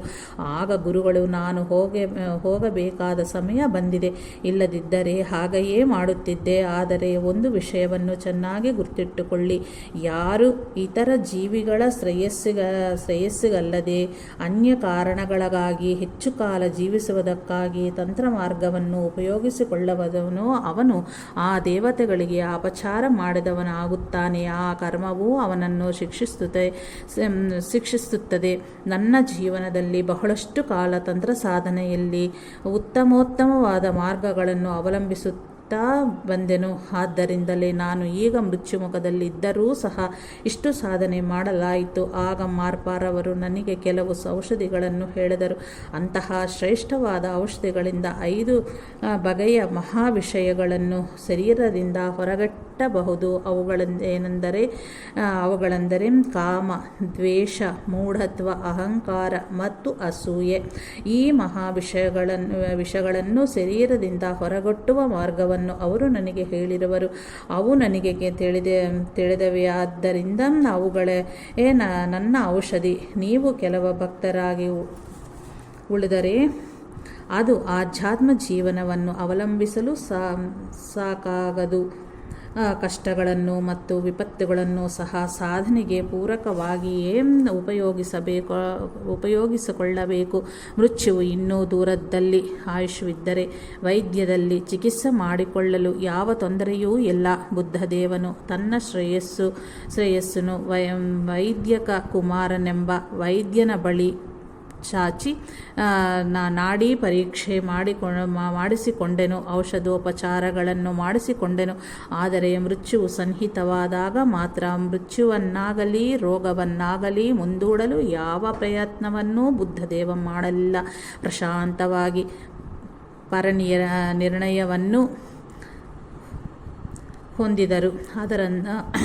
ಅದರಂತೆಯೇ ಈಗ ನನಗೂ ಸಮಯ ಬಂದಿದೆ. ಆದ್ದರಿಂದ ನಾನು ಇದರಿಂದ ತಪ್ಪಿಸಿಕೊಳ್ಳಲು ಯಾವ ರೀತಿಯ ಪ್ರಯತ್ನವನ್ನು ಮಾಡೆನು ಎಂದು ಮಿಲಾರೆಪಾರವರು ಸ್ಪಷ್ಟಪಡಿಸಿದರು. ಇದೆಲ್ಲವನ್ನೂ ಕೇಳಿದ ಅವರ ಶಿಷ್ಯರೆಲ್ಲರೂ ಇನ್ನೂ ಇವರ ದೇಹತ್ಯಾಗ ಮಾಡುವುದು ಖಚಿತವೆಂದುಕೊಂಡರು. ತರುವಾಯ ಎಲ್ಲ ಶಿಷ್ಯರು ಮನಸ್ಸನ್ನು ಸಮಾಧಾನಪಡಿಸಿಕೊಂಡು ಮುಂದೆ ಅವರ ದೇಹತ್ಯಾಗದ ನಂತರ ಅವರ ಸ್ಥೂಲ ದೇಹದ ಅಂತ್ಯಕ್ರಿಯೆಗಳನ್ನು ಹೇಗೆ ನೆರವೇರಿಸಬೇಕೆಂದು, ಅವರ ಅಸ್ಥಿಗಳನ್ನು ಮತ್ತು ಅವರಿಗೆ ಸೇರಿದ ಪವಿತ್ರವಾದ ವಸ್ತುಗಳನ್ನು ಹೇಗೆ ಕಾಪಾಡಿಕೊಳ್ಳಬೇಕೆಂದು, ಸ್ತೂಪಗಳನ್ನು ಎಲ್ಲೆಲ್ಲಿ ಕಟ್ಟಿಸಬೇಕೆಂದು, ಅವರ ತರುವಾಯ ಆ ಗುರುಪೀಠವನ್ನು ಯಾರು ಅಲಂಕರಿಸಬೇಕೆಂದು, ಪ್ರತಿ ವರ್ಷವೂ ಅವರ ಪುಣ್ಯತಿಥಿಯನ್ನು ಯಾವ ರೀತಿಯಲ್ಲಿ ನಡೆಸಬೇಕು ಎಂದು, ಮತ್ತು ಯಾರು ಯಾವ ಬಗೆಯ ಸಾಧನೆಗಳನ್ನು ಮುಂದುವರೆಸಬೇಕು ಎಂದು ಕೇಳಿದರು. ಆಗ ಮಿಲಾರೆಪಾರವರು ಮಾರ್ಪಾರವರ ಕೃಪೆಯಿಂದ ನನಗೆ ಈ ಭ್ರಾಂತಿಮಯವಾದ ಜಗತ್ತಿನಿಂದ ಮುಕ್ತಿ ಲಭಿಸಿತು. ನಾನು ಮರಣಿಸಿದ 1 ವರ್ಷದ ಬಳಿಕವೂ ನನ್ನ ಶರೀರ ಹೀಗೆಯೇ ಉಳಿಯುತ್ತದೆಂಬ ನಂಬಿಕೆ ನನಗಿಲ್ಲವಾದ್ದರಿಂದ ನಮ್ಮವರು ನನ್ನ ಕಡೆಯ ನೆನಪಾಗಿ ಯಾವ ಸ್ತೂಪಗಳನ್ನು ನಿರ್ಮಿಸಿದರೂ ಪ್ರಯೋಜನವಿಲ್ಲ. ಅದರೊಳಗಟ್ಟಿ ಅಸ್ಥಿಗಳು ಇಲ್ಲದೆ ಹೊರ ಹೋಗಬಹುದು, ಇಲ್ಲವೇ ಅಸ್ಥಿಗಳೊಂದಿಗೆ ಶರೀರವೇ ಮಾಯವಾಗಬಹುದು. ಆದ್ದರಿಂದ ಸ್ತೂಪಗಳ ನಿರ್ಮಾಣದ ಬಗ್ಗೆ ಆಲೋಚಿಸುವುದು ನಿರರ್ಥಕ. ಇನ್ನು ನನಗೆ ಮಠ ಪೀಠಗಳಂತಹವುಗಳು ಯಾವುವೂ ಇಲ್ಲವಾದ್ದರಿಂದ ನನಗೆ ಉತ್ತರಾಧಿಕಾರಿಯ ಅವಶ್ಯಕತೆ ಇಲ್ಲ. ನಾನು ಏಕಾಂತ ವಾಸ ಮಾಡಿದ ಗುಹೆಗಳಲ್ಲಾಗಲಿ, ಬೆಟ್ಟದ ತಪ್ಪುಗಳಲ್ಲಾಗಲಿ, ಆಶ್ರಮಗಳಲ್ಲಾಗಲಿ ಯಾರು ಬೇಕಾದರೂ ವಾಸ ಮಾಡಬಹುದು. ಬಾಹ್ಯವಾದ ಸಾಮಗ್ರಿಗಳಿಂದ ನನ್ನ ಸ್ತೂಪಗಳನ್ನು ನಿರ್ಮಿಸುವುದಕ್ಕೆ ಬದಲಾಗಿ ನಿಮ್ಮಗಳ ಹೃದಯದಲ್ಲಿ ಬುದ್ಧತ್ವದ ಬಗ್ಗೆ ಪ್ರೇಮವನ್ನು ಬೆಳೆಸಿಕೊಳ್ಳಿರಿ. ನಿಮ್ಮ ಹೃದಯದಲ್ಲಿ ಪ್ರೇಮ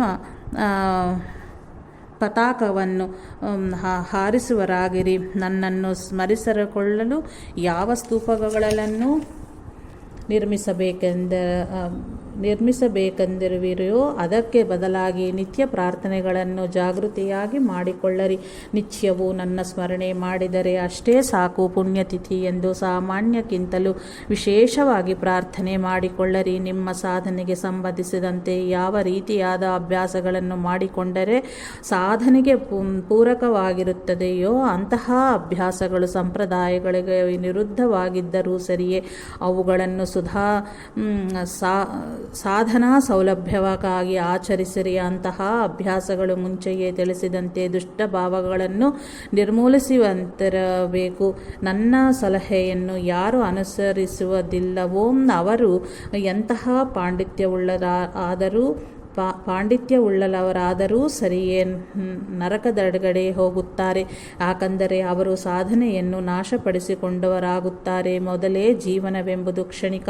ಯಾವ ಕ್ಷಣದಲ್ಲಿಯಾದರೂ ಮೃತ್ಯುವು ನಮ್ಮನ್ನು ಕಬಳಿಸಬಹುದು. ಆದ್ದರಿಂದ ಸಾಧ್ಯವಾದಷ್ಟು ಧ್ಯಾನ ಮಗ್ನರಾಗಿರಿ. ಯಾವ ಕ್ಷಣವಾದರೂ ಸರಿಯೇ ನಿಮ್ಮಿಂದ ಪಾಪ ಕಾರ್ಯಗಳಂತೆ ಎಚ್ಚರ ವಹಿಸಿರಿ. ಸರ್ವಕಾಲ ಸರ್ವಾವಸ್ಥೆಗಳಲ್ಲಿ ಅಯ್ಯೋ ನೀವು ಏನು ಮಾಡಿದರೂ ತರುವಾಯ ಎಂತಹ ಕೆಲಸ ಮಾಡಿಬಿಟ್ಟೆ ಎಂದು ಖಿನ್ನತೆಯಿಂದ ಲಜ್ಜಿತರಾಗಲು ಅವಕಾಶ ಕೊಡದಂತಹ ಕೆಲಸಗಳನ್ನು ಮಾಡಿರಿ. ಇದನ್ನು ಯಾವಾಗಲೂ ಗುರ್ತಿಟ್ಟುಕೊಳ್ಳಿ.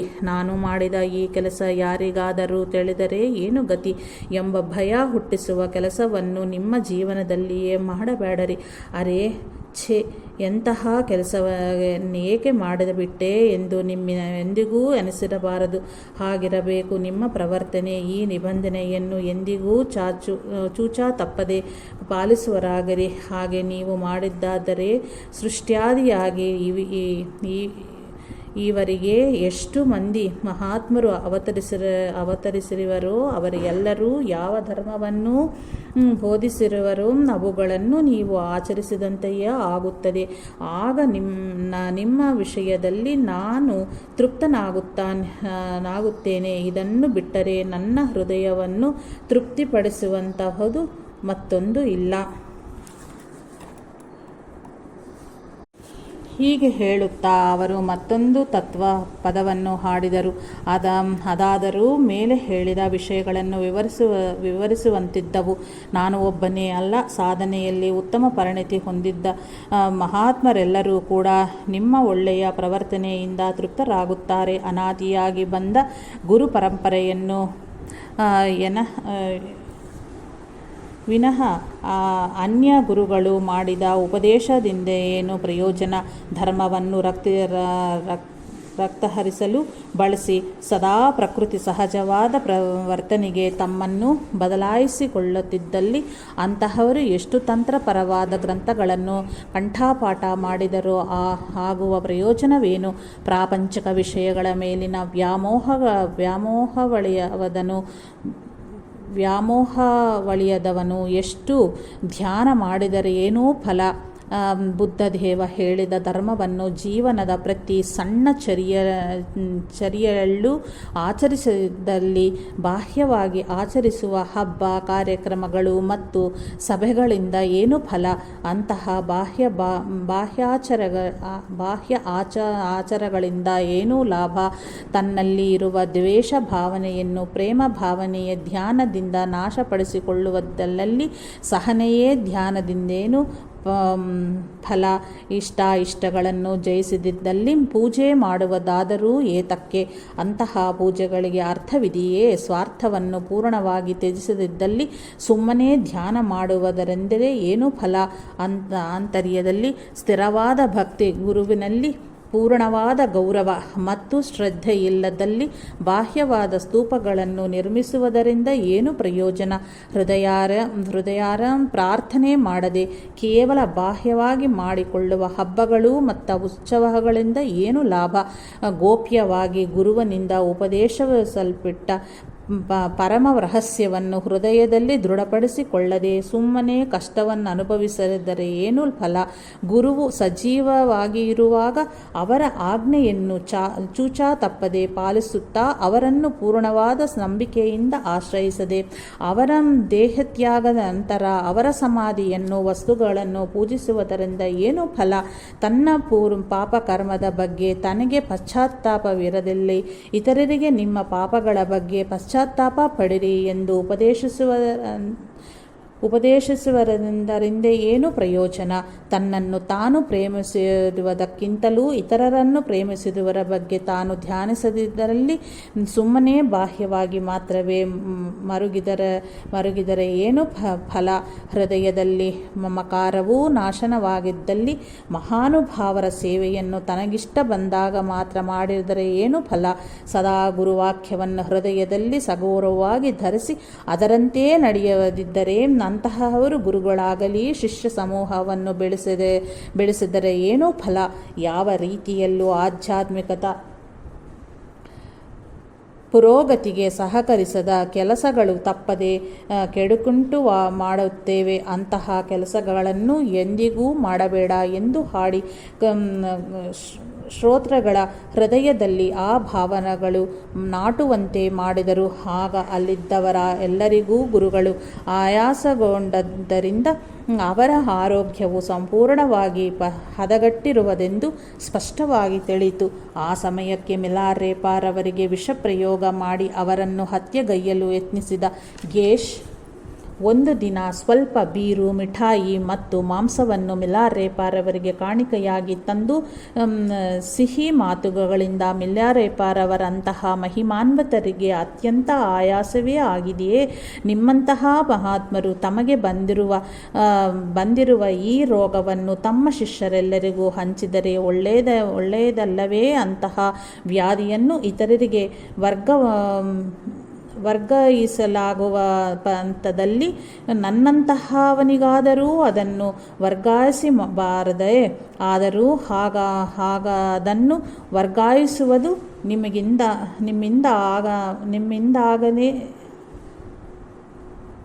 ನಿಮ್ಮಿಂದ ಆಗದಂತ ಅನಿಸುತ್ತದೆ. ಇನ್ನೂ ನೀವೇನು ಮಾಡಲಾಗುತ್ತದೆ ಹೇಳಿ ಎಂದನು. ಆಗ ಮಿಲಾರೆಪಾರವರು ಮಂದಸ್ಮಿತರಾಗಿ, ನಿಜವಾಗಿಯೂ ನನಗಂತಹ ರೋಗವು ಬರುವ ಅವಶ್ಯಕತೆಯೇ ಇರಲಿಲ್ಲ. ಆದರೆ ಈ ವಿಷಯದಲ್ಲಿ ಇದನ್ನು ಬೇಕೆಂದುಕೊಳ್ಳುವುದಾಗಲಿ ಬೇಡ ಅಂತ ಅಂದುಕೊಳ್ಳುವುದಕ್ಕಾಗಲಿ ನನಗೆಂತಹ ಸಂಬಂಧವೂ ಇಲ್ಲ. ಆ ವಿಷಯ ನಿಮಗೆ ಚೆನ್ನಾಗಿಯೇ ತಿಳಿದಿದೆ. ಸಾಮಾನ್ಯವಾಗಿ ಯೋಗಿಗಳಿಗೆ ಬರುವ ರೋಗಗಳು ಲೌಕಿಕಗಳಿಗಿಂತಲೂ ಬಹಳ ಭಿನ್ನವಾಗಿರುತ್ತವೆ. ಆದರೆ ಸಾಮಾನ್ಯರಂತೆ ಯೋಗಿಗಳಿಗೂ ಸಹ ಯಾವ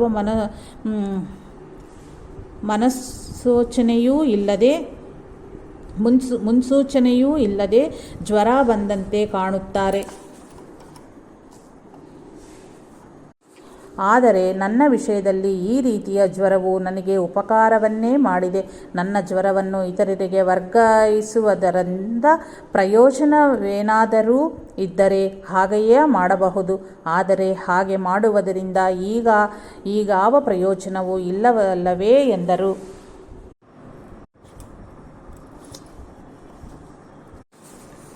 ಆ ಮಾತುಗಳನ್ನು ಕೇಳಿ ಗೇಶ್ಗೆ ತಾನು ವಿಷಪ್ರಾಶನ ಮಾಡಿಸಿದನೆಂದು ಮಿಲಾರೆಪಾರವರಿಗೆ ಕೇವಲ ಅನುಮಾನ ಮಾತ್ರವೇ ಇದೆ. ಆದರೆ ಸರಿಯಾದ ಸಾಕ್ಷಿ ಇಲ್ಲದೆ ಹೀಗೆ ಪರೋಕ್ಷವಾಗಿ ವ್ಯಂಗ್ಯವಾಡುತ್ತಿರುವರೆಂದು ಭಾವಿಸಿದನು.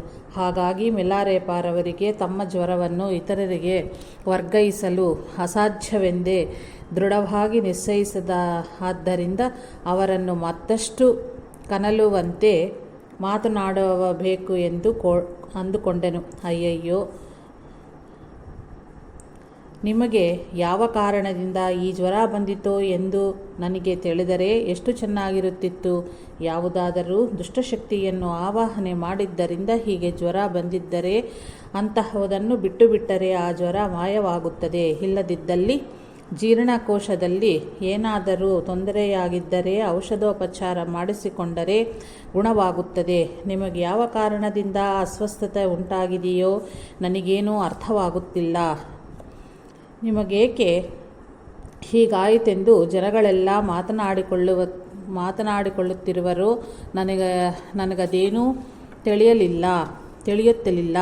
ನಿಮಗೆ ಆ ವ್ಯಾಧಿಯನ್ನು ಇತರರಿಗೆ ವರ್ಗಾಯಿಸುವ ಶಕ್ತಿ ಇದ್ದಲ್ಲಿ ಅದನ್ನು ನನಗೆ ವರ್ಗಾಯಿಸಿರಿ, ನಾನು ಅನುಭವಿಸ್ತೇನೆ ಎಂದನು. ಆಗ ಮಿಲಾರೆಪಾರವರು ಒಬ್ಬನೊಬ್ಬನಿಗೆ ಅಹಂಕಾರವೆಂಬ ದುಷ್ಟ ಪಿಚಾಚಿ ಹಿಡಿದಿದೆ. ಅದರಿಂದ ತಪ್ಪಿಸಿಕೊಳ್ಳುವುದು ಯಾರಿಂದಲೂ ಆಗದು. ನಾನು ಆ ವ್ಯಾಧಿಯನ್ನು ನಿನಗೆ ವರ್ಗಾಯಿಸಿದಲ್ಲಿ ಆ ಬಾಧೆಯನ್ನು ನೀನು ಒಂದು ನಿಮಿಷವೂ ತಡೆಯಲಾರೆ ಎಂದು ಹೇಳಿದರು. ಆಗ ಗೇಶ್ ಸ್ವಗತ ಓಹೋ, ಇವನಿಗೆ ನಿಜವಾಗಿಯೂ ಹಾಗೆ ವರ್ಗಾಯಿಸಲು ಸಾಮರ್ಥ್ಯವಿಲ್ಲದಿದ್ದರೂ ಆ ವಿಷಯವನ್ನು ಒಪ್ಪಿಕೊಳ್ಳುವಂತೆ ಕಾಣುತ್ತಿಲ್ಲ. ಒಳ್ಳೆದ ಮನಸ್ಸಿನಿಂದಲೇ ನನಗೆ ಶಿಕ್ಷೆ ನೀಡಲು ಇಷ್ಟವಿಲ್ಲದಂತೆ ನಟಿಸುತ್ತಿದ್ದಾನೆ ಅಂದುಕೊಂಡು ಮತ್ತೆ ಮಿಲಾರೆಪಾರವರನ್ನು ನಾನು ನಿಮ್ಮಲ್ಲಿ ಪ್ರಾರ್ಥನೆ ಮಾಡಿಕೊಳ್ಳುತ್ತಿದ್ದೇನೆ, ದಯವಿಟ್ಟು ನಿಮ್ಮ ವ್ಯಾಧಿಯನ್ನು ನನಗೆ ವರ್ಗಾಯಿಸಿ ಎಂದು ಗೋಗರೆದನು. ಆಗ ಮಿಲಾರೆಪಾರವರು, ಸರಿ, ಹಾಗಾದರೆ ಅದನ್ನು ನಿನಗೆ ವರ್ಗಾಯಿಸುವುದಕ್ಕೆ ಬದಲಾಗಿ ಅಲ್ಲಿರುವ ದೊಡ್ಡ ಮರದ ಚಿಲುಕಕ್ಕೆ ಆ ವ್ಯಾಧಿಯನ್ನು ವರ್ಗಾಯಿಸುತ್ತೇನೆ.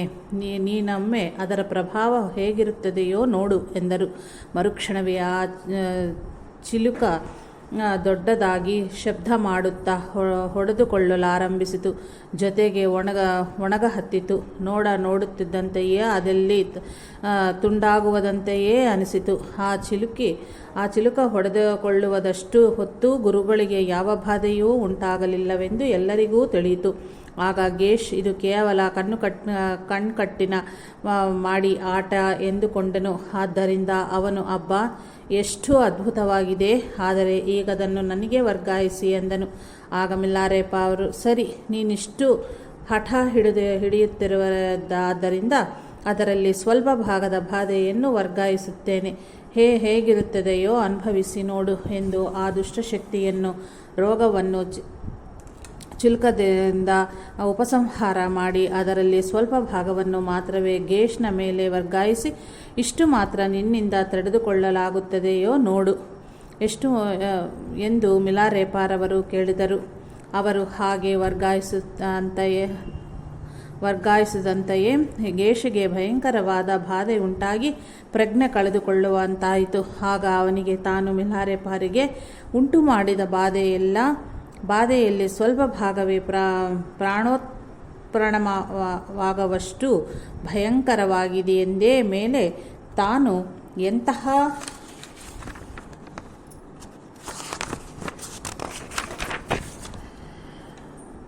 ಮಹಾ ಅಪರಾಧ ಎಸಗಿರುವನೆಂದು ಆಗ ಅವನಿಗೆ ಅರ್ಥವಾಯಿತು. ಭಯಂಕರವಾದ ಆ ಬಾಧೆಯೊಂದಿಗೆ ಅವನ ಹೃದಯವು ಪಶ್ಚಾತ್ತಾಪದಿಂದ ಪರಿತಪ್ತವಾಯಿತು. ಆಗ ಅವನಿಗೆ ಅನ್ಯ ಮಾರ್ಗವ್ಯಾವೂ ಇಲ್ಲವೆಂದು ತಿಳಿದವನಾಗಿ ಮಿಲಾರೆಪ ಅವರ ಪಾದಗಳನ್ನು ತನ್ನ ಕೈಗಳಿಂದ ಸ್ಪರ್ಶಿಸಿ ಅವನ ಮಸ್ತಕವನ್ನು ಅವರ ಪಾದಗಳ ಮೇಲೆ ಇಟ್ಟು ಹೀಗೆ ಹೇಳಿದನು, ಗುರುದೇವ, ನೀನು ಅನುಭವಿಸುತ್ತಿರುವ ಈ ಸಂಕಟನ ಎಲ್ಲಕ್ಕೂ ಕಾರಣ ಒಬ್ಬ ಅಸೂಯಾಪರನಾದ ದುಷ್ಟನೆಂದು ಹೇಳಿದ್ದೀರಿ. ಆ ದುಷ್ಟ ಬೇರ್ಯಾರೂ ಅಲ್ಲ, ಸ್ವಾರ್ಥಪರನಾದ ಆ ಮಹಾಪಾಪಿಯು ನಾನೇ. ನನ್ನನ್ನು ರಕ್ಷಿಸಬೇಕು. ನನ್ನ ಮೇಲೆ ದಯೆ ತೋರಿ ನನ್ನೆಲ್ಲ ಲೌಕಿಕ ಸಂಪತ್ತನ್ನು ಸ್ವೀಕರಿಸಿ ನಾನು ಮಾಡಿದ ಮಹಾಪಾಪದಿಂದ ಉಂಟಾಗುವ ಕೆಟ್ಟ ಕರ್ಮ ಫಲದಿಂದ ನನ್ನನ್ನು ಮುಕ್ತನಾಗಿಸಿರಿ. ಇಲ್ಲದಿದ್ದರೆ ಇದು ನನ್ನನ್ನು ಸಂಪೂರ್ಣವಾಗಿ ಮುಳುಗಿಸಿಬಿಡುತ್ತದೆ ಎನ್ನುತ್ತಾ ಭಯದಿಂದ ನಡುಗ ಎತ್ತಿದನು. ಅವನಿಗುಂಟಾದ ಪಶ್ಚಾತ್ತಾಪವು ಹೃದಯಪೂರ್ವಕವಾಗಿರಬಹುದೇ ಅಂತಲೇ ಅನಿಸುತ್ತದೆ. ಮಿಲಾರೆಪಾರವರು ತಕ್ಷಣವೇ ಅವರನ್ನು ಕ್ಷಮಿಸಿ ಅವನಿಗೆ ವರ್ಗಾಯಿಸಿದ ಸ್ವಲ್ಪ ಭಾಗದ ಬಾಧೆಯನ್ನು ಉಪಸಂಹಾರ ಮಾಡಿ ಹೀಗೆ ಹೇಳಿದರು, ನನ್ನ ಜೀವವು ನಿನ್ನ ಈ ಅಲ್ಪವಾದ ಆಸ್ತಿಗೆ ಸಮಾನಗಲಾರವದಲ್ಲವೇ? ಇದುವರೆಗೂ ನಾನು ಜೀವಿಸುವುದಕ್ಕಾಗಲಿ ಈಗ ಮೃತ್ಯು ಮುಖದಲ್ಲಿರುವ ಆಗಲೂ ಸಹ ನನಗಾವ ವಸ್ತುವಿನಿಂದ ಅವ ಪ್ರಯೋಜನವೇನು ಇಲ್ಲವಾದ್ದರಿಂದ ನಿನ್ನ ಈ ಪ್ರಾಪಂಚಿಕವಾದ ಸ್ಥಿರ ಚರ ವಸ್ತು ಆಸ್ತಿಗಳಿಂದ ನಾನೇನು ಮಾಡಿಕೊಳ್ಳಲಿ? ಅವುಗಳನ್ನು ನೀನೇ ಇರಿಸಿಕೊ. ಇನ್ನು ಮುಂದೆಯಾದರೂ ನೀನು ನಮ್ಮ ಬೌದ್ಧ ಧರ್ಮದ ಸೂತ್ರಗಳಿಗೆ ವಿರುದ್ಧವಾದ ಕರ್ಮಗಳನ್ನು ಮಾಡಿ ಪಾಪಭೂಯಿಷ್ಠವಾಗಬೇಡ. ನೀನು ಮಾಡಿದ ಪಾಪಗಳ ಫಲದಿಂದ ನಿನ್ನನ್ನು ಆದಷ್ಟು ನರಳದಂತೆ ರಕ್ಷಿಸಲು ಪ್ರಯತ್ನಿಸುತ್ತೇನೆ. ಆಗ ಮನುಜ ಕುಲದ ಮೇಲನ ಆ ಅಪಾರ ಕರುಣೆಯಿಂದ ಒಂದು ತತ್ವ ಪದವನ್ನು ಹಾಡಿದರು. ಆ ಹಾಡನ್ನು ಆಲಿಸಿದ ನಂತರ ಗೇಶ್ನ ಮನಸ್ಸಿಗೆ ಶಾಂತಿ ಲಭಿಸಿ ಸಮಾಧಾನಗೊಂಡನು. ಆಗ ಅವನು ಶ್ರದ್ಧಾಂತರಂಗನಾಗಿ ತನ್ನ ಶೇಷ ಜೀವನವನ್ನು ನಿಜವಾದ ಆಧ್ಯಾತ್ಮ ಜೀವನಕ್ಕೆ ಅಂಕಿತನಾಗಿಸುತ್ತನೆಂದು ಪ್ರಮಾಣ ಮಾಡಿದನು. ಕೆಟ್ಟ ಕರ್ಮಗಳನ್ನು ಬಿಡುತ್ತೇನೆ. ಇಲ್ಲಿಯವರೆಗೂ ಮಾಡಿದ ಕೆಲಸಗಳಕ್ಕೂ ಧನ, ಆಸ್ತಿ ಮತ್ತು ಕೀರ್ತಿಗಳ ಮೇಲುಳ್ಳ ವ್ಯಾಮೋಹವೇ ಕಾರಣ. ಅವೆಲ್ಲವನ್ನೂ ಬಿಟ್ಟುಬಿಡುತ್ತೇನೆ. ನನಗೀಗ ಆಸ್ತಿ, ಮನೆ, ಹೊಲ ಯಾವುದೂ ಬೇಡ ಎಂದು ದೃಢವಾಗಿ ನಿಶ್ಚಯಿಸಿಕೊಂಡನು ಗೇಶ್. ನಾನೀಯುವ ಆಸ್ತಿ, ಮನೆ, ಹೊಲಗಳಿಂದ ನಿಮಗೆ ಯಾವ ರೀತಿಯ ಪ್ರಯೋಜನವಾಗದಿದ್ದರೂ ಸಹ ಅವು ನಿಮ್ಮ ಶಿಷ್ಯರ ಪೋಷಣಾರ್ಥವಾಗಿ ಆದರೂ ಸ್ವೀಕರಿಸಬಾರದೆ. ದಯವಿಟ್ಟು ಅವುಗಳನ್ನು ಸ್ವೀಕರಿಸಿ ಎನ್ನುತ್ತಾ ಗೇಶ್ ಎಷ್ಟು ಶುದ್ಧಾಂತರಂಗನಾಗಿ ಪ್ರಾರ್ಥಿಸಿದರೂ ಸಹ ಮಿಲಾರೆಪಾರವರು ಅದಕ್ಕೆ ಅಂಗೀಕರಿಸಲಿಲ್ಲ. ಆದರೆ ಮಿಲಾರೆಪ ಅವರು ಶರೀರ ತ್ಯಾಗ ಮಾಡಿದ ನಂತರದ ಕಳಾಪಗಳಿಗಾಗಿ ಶಿಷ್ಯರು ಅವುಗಳನ್ನು ಅಂಗೀಕರಿಸಿದರು. ಹಾಗೆ ಮಿಲಾರೆಪಾರವರ ನಿರ್ಣಯೋತ್ಸವದ ಖರ್ಚುಗಳೆಲ್ಲವನ್ನೂ ಗೇಶ್ ಭರಿಸುವನಂತಾಗಿ ಧನ್ಯವಾದನು. ಕಡೆಗೆ ಗೇಶ್ನು ಸಹ ಮಹಾಭಕ್ತನಾದನು. ಆಗ ನಡೆದ ಘಟನೆಯನ್ನು ಉದ್ದೇಶಿಸಿ ಮಿಲಾರೆಪ್ ಅವರು ಹೀಗೆ ವ್ಯಾಖ್ಯಾನಿಸಿದರು. ನಾನಿಲ್ಲಿ ಶರೀರ ಧರಿಸಿದ್ದರಿಂದ ಪಾಪದಲ್ಲಿಯೇ ಮುಳುಗೇಳುತ್ತಿದ್ದ ಒಬ್ಬ ಮನುಷ್ಯನ ಹೃದಯ ಪರಿಪಕ್ವತನಾಯಿತು. ಪ್ರಾಪಂಚಿಕ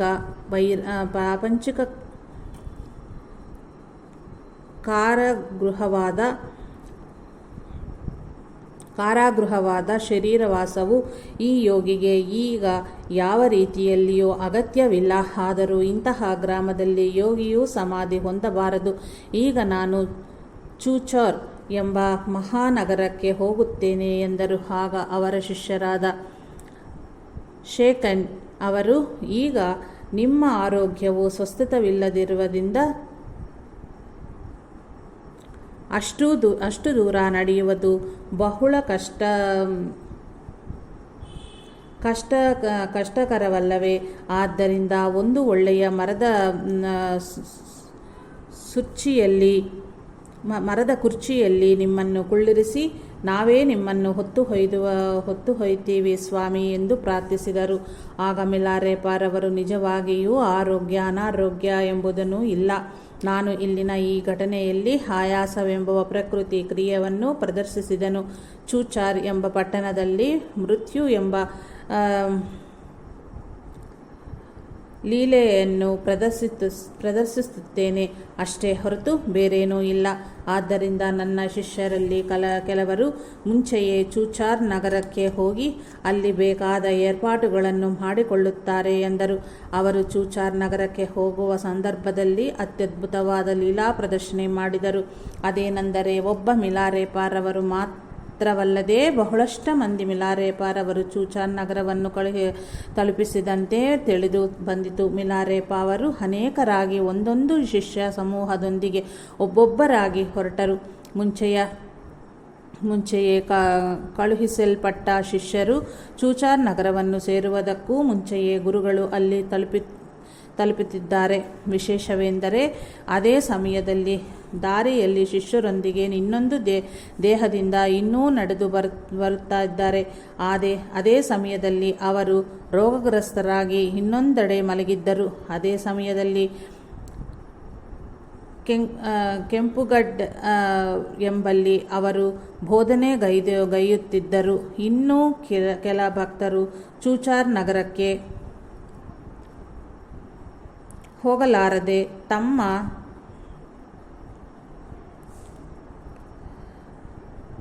ಮನೆಯಲ್ಲಿಯೇ ಗುರುಗಳ ಉತ್ತಮ ಆರೋಗ್ಯಕ್ಕಾಗಿ ಅರ್ಘ್ಯ ಪೂಜೆ ಮೊದಲಾದವುಗಳನ್ನು ಮಾಡುತ್ತಿದ್ದರವರಿಗೆ ಅಲ್ಲಿಯೇ ದರ್ಶನವಿತ್ತರು. ಇನ್ನೂ ಎಲ್ಲ ಶಿಷ್ಯರು ಚೂಚಾರ್ ನಗರದಲ್ಲಿ ಭೇಟಿಯಾದಾಗ ಈ ಲೀಲೆಯ ಬಗ್ಗೆ ಎಷ್ಟು ತೀವ್ರವಾಗಿ ಚರ್ಚೆಗಳು ನಡೆಯುತ್ತಿರುವುದೆಂಬುದನ್ನು ನೀವೇ ಊಹಿಸಿಕೊಳ್ಳಬಹುದು. ತಮ್ಮ ಅತ್ಯಂತ ಪ್ರೀತಿಪಾತ್ರರಾದ ಗುರುಗಳು ತಮ್ಮೊಂದಿಗೆ ಇದ್ದದ್ದರಿಂದ ಇತರರೊಂದಿಗೆ ಇರಲು ಸಾಧ್ಯವಿಲ್ಲ ಎಂದು ಪ್ರತಿಯೊಬ್ಬರೂ ಇತರರೊಂದಿಗೆ ವಾದ ಮಾಡುತ್ತಿದ್ದರು. ಆ ವಾದ ವಿವಾದಗಳು ಎಷ್ಟು ತೀವ್ರ ಸ್ವರೂಪವನ್ನು ತಾಳಿತೆಂದರೆ ಎಲ್ಲರೂ ಮಿಲಾರೆಪ್ ಬಳಿಗೆ ಬಂದು, ನೀವೇ ಇದರ ಯಥಾರ್ಥ ಸ್ವರೂಪವನ್ನು ಇತ್ಯರ್ಥ ಮಾಡಬೇಕು ಎಂದು ಪಟ್ಟು ಹಿಡಿದರು. ಆಗ ಮಿಲಾರೆಪ್ ಅವರು, ನೀವೆಲ್ಲರೂ ಹೇಳುತ್ತಿರುವುದು ಸತ್ಯವೇ ಎಂದರು. ನಾನು ನಿಮ್ಮೊಂದಿಗೆ ಏನೊಂದರ್ಥವಾಗಿ ಆಡಿದನೆಂದು ಆ ಲೀಲೆಯನ್ನು ಅತ್ಯಂತ ಸಾಮಾನ್ಯವೆಂಬಂತೆ ಹೇಳಿದರು. ಇದರೊಂದಿಗೆ ಅವರೆಲ್ಲರೂ ತೃಪ್ತರಾಗಿ ಶಾಂತರಾದರು. ಅವರು ಚೂಚಾರ್ ನಗರದಲ್ಲಿಯೇ ತಮಗೊಂದು ನಿವಾಸ ಏರ್ಪಡಿಸಿಕೊಳ್ಳಬೇಕಾಯಿತು. ದಿನದಿನಕ್ಕೂ ರೋಗ ಉಲ್ಬಣವಾಗುತ್ತಾ ಹೋಯಿತು. ಆ ಸ್ಥಿತಿಯಲ್ಲಿಯೂ ಅವರ ಶಿಷ್ಯರಿಗೆ ಬೋಧಿಸುವುದನ್ನು ನಿಲ್ಲಿಸಲಿಲ್ಲ. ಆಗಲೂ ಅವರಿಂದ ವಿಚಿತ್ರವಾದ ಲೀಲೆಗಳು ಪ್ರಕಟಗೊಳ್ಳುತ್ತವೇ ಇದ್ದವು. ಆದ್ದರಿಂದ ಆ ಪ್ರಾಂತವೆಲ್ಲವೂ ಒಂದು ವಿಶೇಷವಾದ ದಿವ್ಯ ಶಕ್ತಿಯಿಂದ ತುಂಬಿ ಹೋಯಿತು. ಆಗೊಂದು ದಿನ ಪ್ರಮುಖರಾದ ಶಿಷ್ಯರೊಬ್ಬರು, ನೀವು ಮುಂದೆ ಯಾವ ಲೋಕಕ್ಕೆ ಹೋಗುತ್ತೀರಿ? ನಿಮ್ಮ ಅನುಷ್ಠಾನ ಮಾಡುವಾಗ ನೀವು ಯಾವ ಲೋಕದಲ್ಲಿ ಇರುವರೆಂದು ಸಂಕಲ್ಪ ಮಾಡಿಕೊಳ್ಳಬೇಕು. ಕಡೆಯದಾಗಿ ನಮಗೀಯಬೇಕಾದ ಉಪದೇಶಗಳಿಗೆ ಏನಾದರೂ ಇವೆಯೇ? ದಯವಿಟ್ಟು ಇವುಗಳ ಬಗ್ಗೆ ನಮ್ಮ ಸಂದೇಹವನ್ನು ನಿವಾರಣೆ ಮಾಡಿ ಅನುಗ್ರಹಿಸಬೇಕು ಎಂದು ಪ್ರಾರ್ಥಿಸಿದರು. ಆಗ ಗುರುಗಳು, ನಿಮ್ಮ ಪೂಜೆಯಲ್ಲಿ ಮಾಡಿಕೊಳ್ಳುವ ಸಂಕಲ್ಪದಲ್ಲಿ ಯಾವ ಲೋಕಕ್ಕೆ ಸಂಬೋಧಿಸಿದರೆ ನನಗೆ ಸೇರುತ್ತದೆ ಎಂದು ನೀವು ಭಾವಿಸುತ್ತಿದ್ದೀರೋ ಅದರಂತೆಯೇ ಸಂಕಲ್ಪ ಮಾಡಿಕೊಳ್ಳಿರಿ. ನಿಮ್ಮ ಪ್ರಾರ್ಥನೆಯು ಹೃದಯಪೂರ್ವಕವಾಗಿದ್ದಲ್ಲಿ ನೀವು ನಾನೆಲ್ಲಿ ಇರುವನೆಂದೇ ಭಾವಿಸಿ ಸಂಕಲ್ಪ ಮಾಡಿಕೊಳ್ಳುತ್ತೀರೋ ನಾನು ಅಲ್ಲಿಯೇ ಇರುತ್ತೇನೆ. ಆದ್ದರಿಂದ ನಿಮ್ಮ ಪ್ರಾರ್ಥನೆ ಹೃದಯಪೂರ್ವಕವಾಗಿ ಇರುವುದೇ ಮುಖ್ಯ. ಮೊಟ್ಟಮೊದಲು ನಾನು ಆನಂದ ಲೋಕಗಳಿಗೆ ಹೋಗುತ್ತೇನೆ. ಈಗ ನನ್ನ ಬಳಿಯಿರುವ ವಸ್ತುಗಳನ್ನು ಯಾರಿಗೆ ಕೊಡಬೇಕೆಂದು ಹೇಳುತ್ತೇನೆ. ಅನತಿ ಕಾಲದಲ್ಲಿಯೇ ರೇಂಚುಂಗ್ ಬರ್ತಾನೆ. ಅವನಿಗೆ ನನ್ನ ಸನ್ಯಾಸದ ದಂಡ ಮತ್ತು ನನ್ನ ಬಳಿ ಇರುವ ನೂಲಿನ ವಸ್ತ್ರಗಳನ್ನು ಕೊಡಬೇಕು ಎಂದರು. ದುರದೃಷ್ಟವಶಾತ್ ನನಗೆ ಗುರುಗಳ ಸನ್ನಿಧಿಯಲ್ಲಿ ಇರಲು ಅವಕಾಶವಿಲ್ಲದಂತಾಗಿದೆ. ಆದರೂ ಅವರು ಪರೋಕ್ಷವಾಗಿ ನನ್ನೊಂದಿಗೆ ಇದ್ದು ಕೃಪೆದೋರಿದ್ದಾರೆ. ನನಗೆ ನನ್ನದೆಂದು ಇರುವ ವಸ್ತುಗಳೆಂದರೆ ಒಂದು ಸನ್ಯಾಸದಂಡ, ಎರಡನೆಯದು ನೂಲಿನ ವಸ್ತ್ರ. ಈ ಎರಡು ವಸ್ತ್ರಗಳನ್ನು ರೇಂಚುಂಗ್ಗೆ ಕೊಡಿರಿ. ಅವನು ಪಂಚಪ್ರಾಣಗಳನ್ನು ಅಧೀನಪಡಿಸಿಕೊಳ್ಳುವ ಸಾಧನಗೈಯುತ್ತಿರುವನು. ಆ ಸಾಧನೆಯಲ್ಲಿ ಅವನಿಗೆ ಯಾವ ರೀತಿಯ ಆಪತ್ತು ಬರದಂತೆ ಅವನನ್ನು ಅವು ಕವಚದಂತೆ ರಕ್ಷಣೆ ಮಾಡುತ್ತೇವೆ. ರೇಂಚುಂಗ್ ಬರುವವರೆಗೂ ನನ್ನ ಶರೀರವನ್ನು ನೀವು ಯಾರೂ ತಾಕಬೇಡಿರಿ.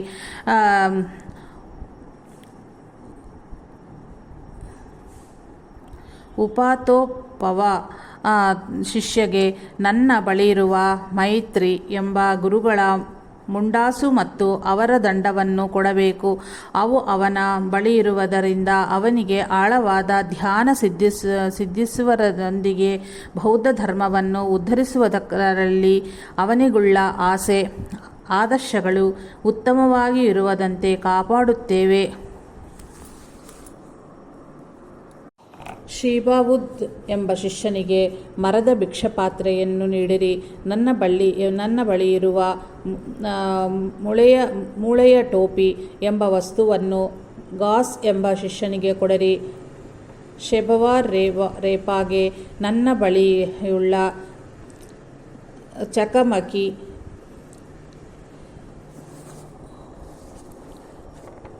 ಹಚ್ಚಲು ಉಪಯೋಗಿಸುವ ಕಲ್ಲುಗಳನ್ನು ಮತ್ತು ಕಬ್ಬಿಣದ ತುಂಡನ್ನು ಕೊಡುತ್ತಿದ್ದೇನೆ. ನನ್ನ ಬಳಿ ಮೂಳೆಯಿಂದ ಮಾಡಿದ ಸೌಟು ಇದೆ. ಅದನ್ನು ಬಿರ್ಗ್ರುಮ ಎಂಬ ಶಿಷ್ಯನಿಗೆ ಕೊಡಿರಿ.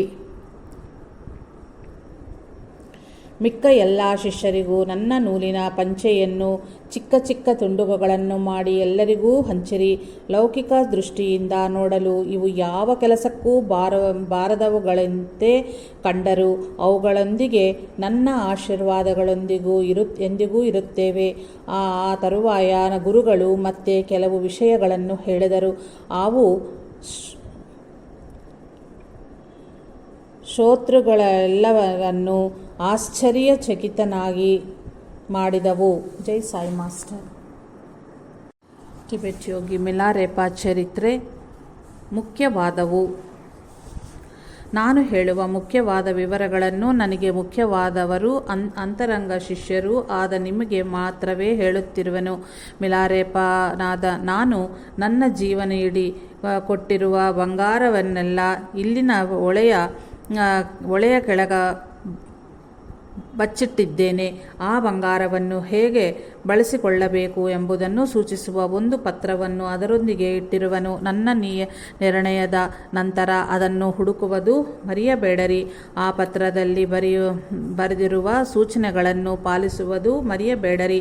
ಇನ್ನು ದೈನಂದಿನ ಜೀವನದಲ್ಲಿ ನಾನು ಹೇಳಿದ ಆಧ್ಯಾತ್ಮಿಕ ವಿಷಯಗಳನ್ನು ಅನುಷ್ಠಾನ ರೂಪಕ್ಕೆ ತರಲು ನಾನೀಗ ಹೇಳುವುದನ್ನು ಜ್ಞಾಪಕವಿಡಿ. ನಿಮ್ಮಲ್ಲಿ ಕೆಲವರಿಗೆ ನಿಜವಾದ ಪವಿತ್ರ ಜೀವನವನ್ನು ನಡೆಸುವುದಕ್ಕೆ ಬದಲಾಗಿ ತಮ್ಮ ಪವಿತ್ರೆಯನ್ನು ಪ್ರದರ್ಶನ ಮಾಡಿ ಗರ್ವಪಡುವರಿದ್ದಾರೆ. ಅದರೆಂದು ಯಾವಾಗ ಹೆಸರು ಖ್ಯಾತಿಗಳಾಗಿ ಮಾತ್ರವೇ ಅವರ ಹೃದಯ ತವಕಿಸುತ್ತದೆ. ಹಾಗೆ ಅವರು ಅದಕ್ಕಾಗಿ ಅಪಹರಿಸುತ್ತಿದ್ದಾರೋ ಹಾಗೆ ಗರ್ವದಿಂದ ಬೀಗುವುದು ನಿರರ್ಥಕವೇ ಅಲ್ಲದೆ ಅತ್ಯಂತ ಪ್ರಮಾದಕರವೇ ಎಂಬುದನ್ನು ಮರೆತು ಸ್ವಾರ್ಥಪೂರಿತವಾದ ಮನಸ್ಸಿನಿಂದ ಮತ್ತೆ ಮತ್ತೆ ಅದರಲ್ಲಿಯೇ ಮುಳುಗಿ ಹೋಗುತ್ತಾ ಇರ್ತಾರೆ. ಬಾಹ್ಯವಾಗಿ ಮಾತ್ರವೇ ಆಧ್ಯಾತ್ಮ ಜೀವನಕ್ಕಂಕಿತವಾದಂತೆ ಕಂಡರೂ ಅವರ ಹೃದಯದಲ್ಲಿ ಮಾತ್ರ ಹೆಸರು ಕೀರ್ತಿಗಾಗಿ ಹಂಬಲಿಸುವುದು ಪಂಚಭಕ್ಷ ಪರವಾನ್ನವನ್ನು ವಿಷದಲ್ಲಿ ಅದ್ದಿಕೊಂಡು ತಿಂದಿದಂತೆಯೇ ಸರಿ. ಹಾಗೆ ಮಾಡುವುದು ಕಪಟ ವೇಷ ಹಾಕಿ ವಂಚಿಸುವುದೇ ಆಗುತ್ತದೆ. ಲೌಕಿಕವಾದ ಕೀರ್ತಿ ಎಂಬ ವಿಷವನ್ನು ಕುಡಿಯಬೇಡರಿ. 4 ಜನರು ನಿಮ್ಮನ್ನು ಇವರ ಪವಿತ್ರವಾದ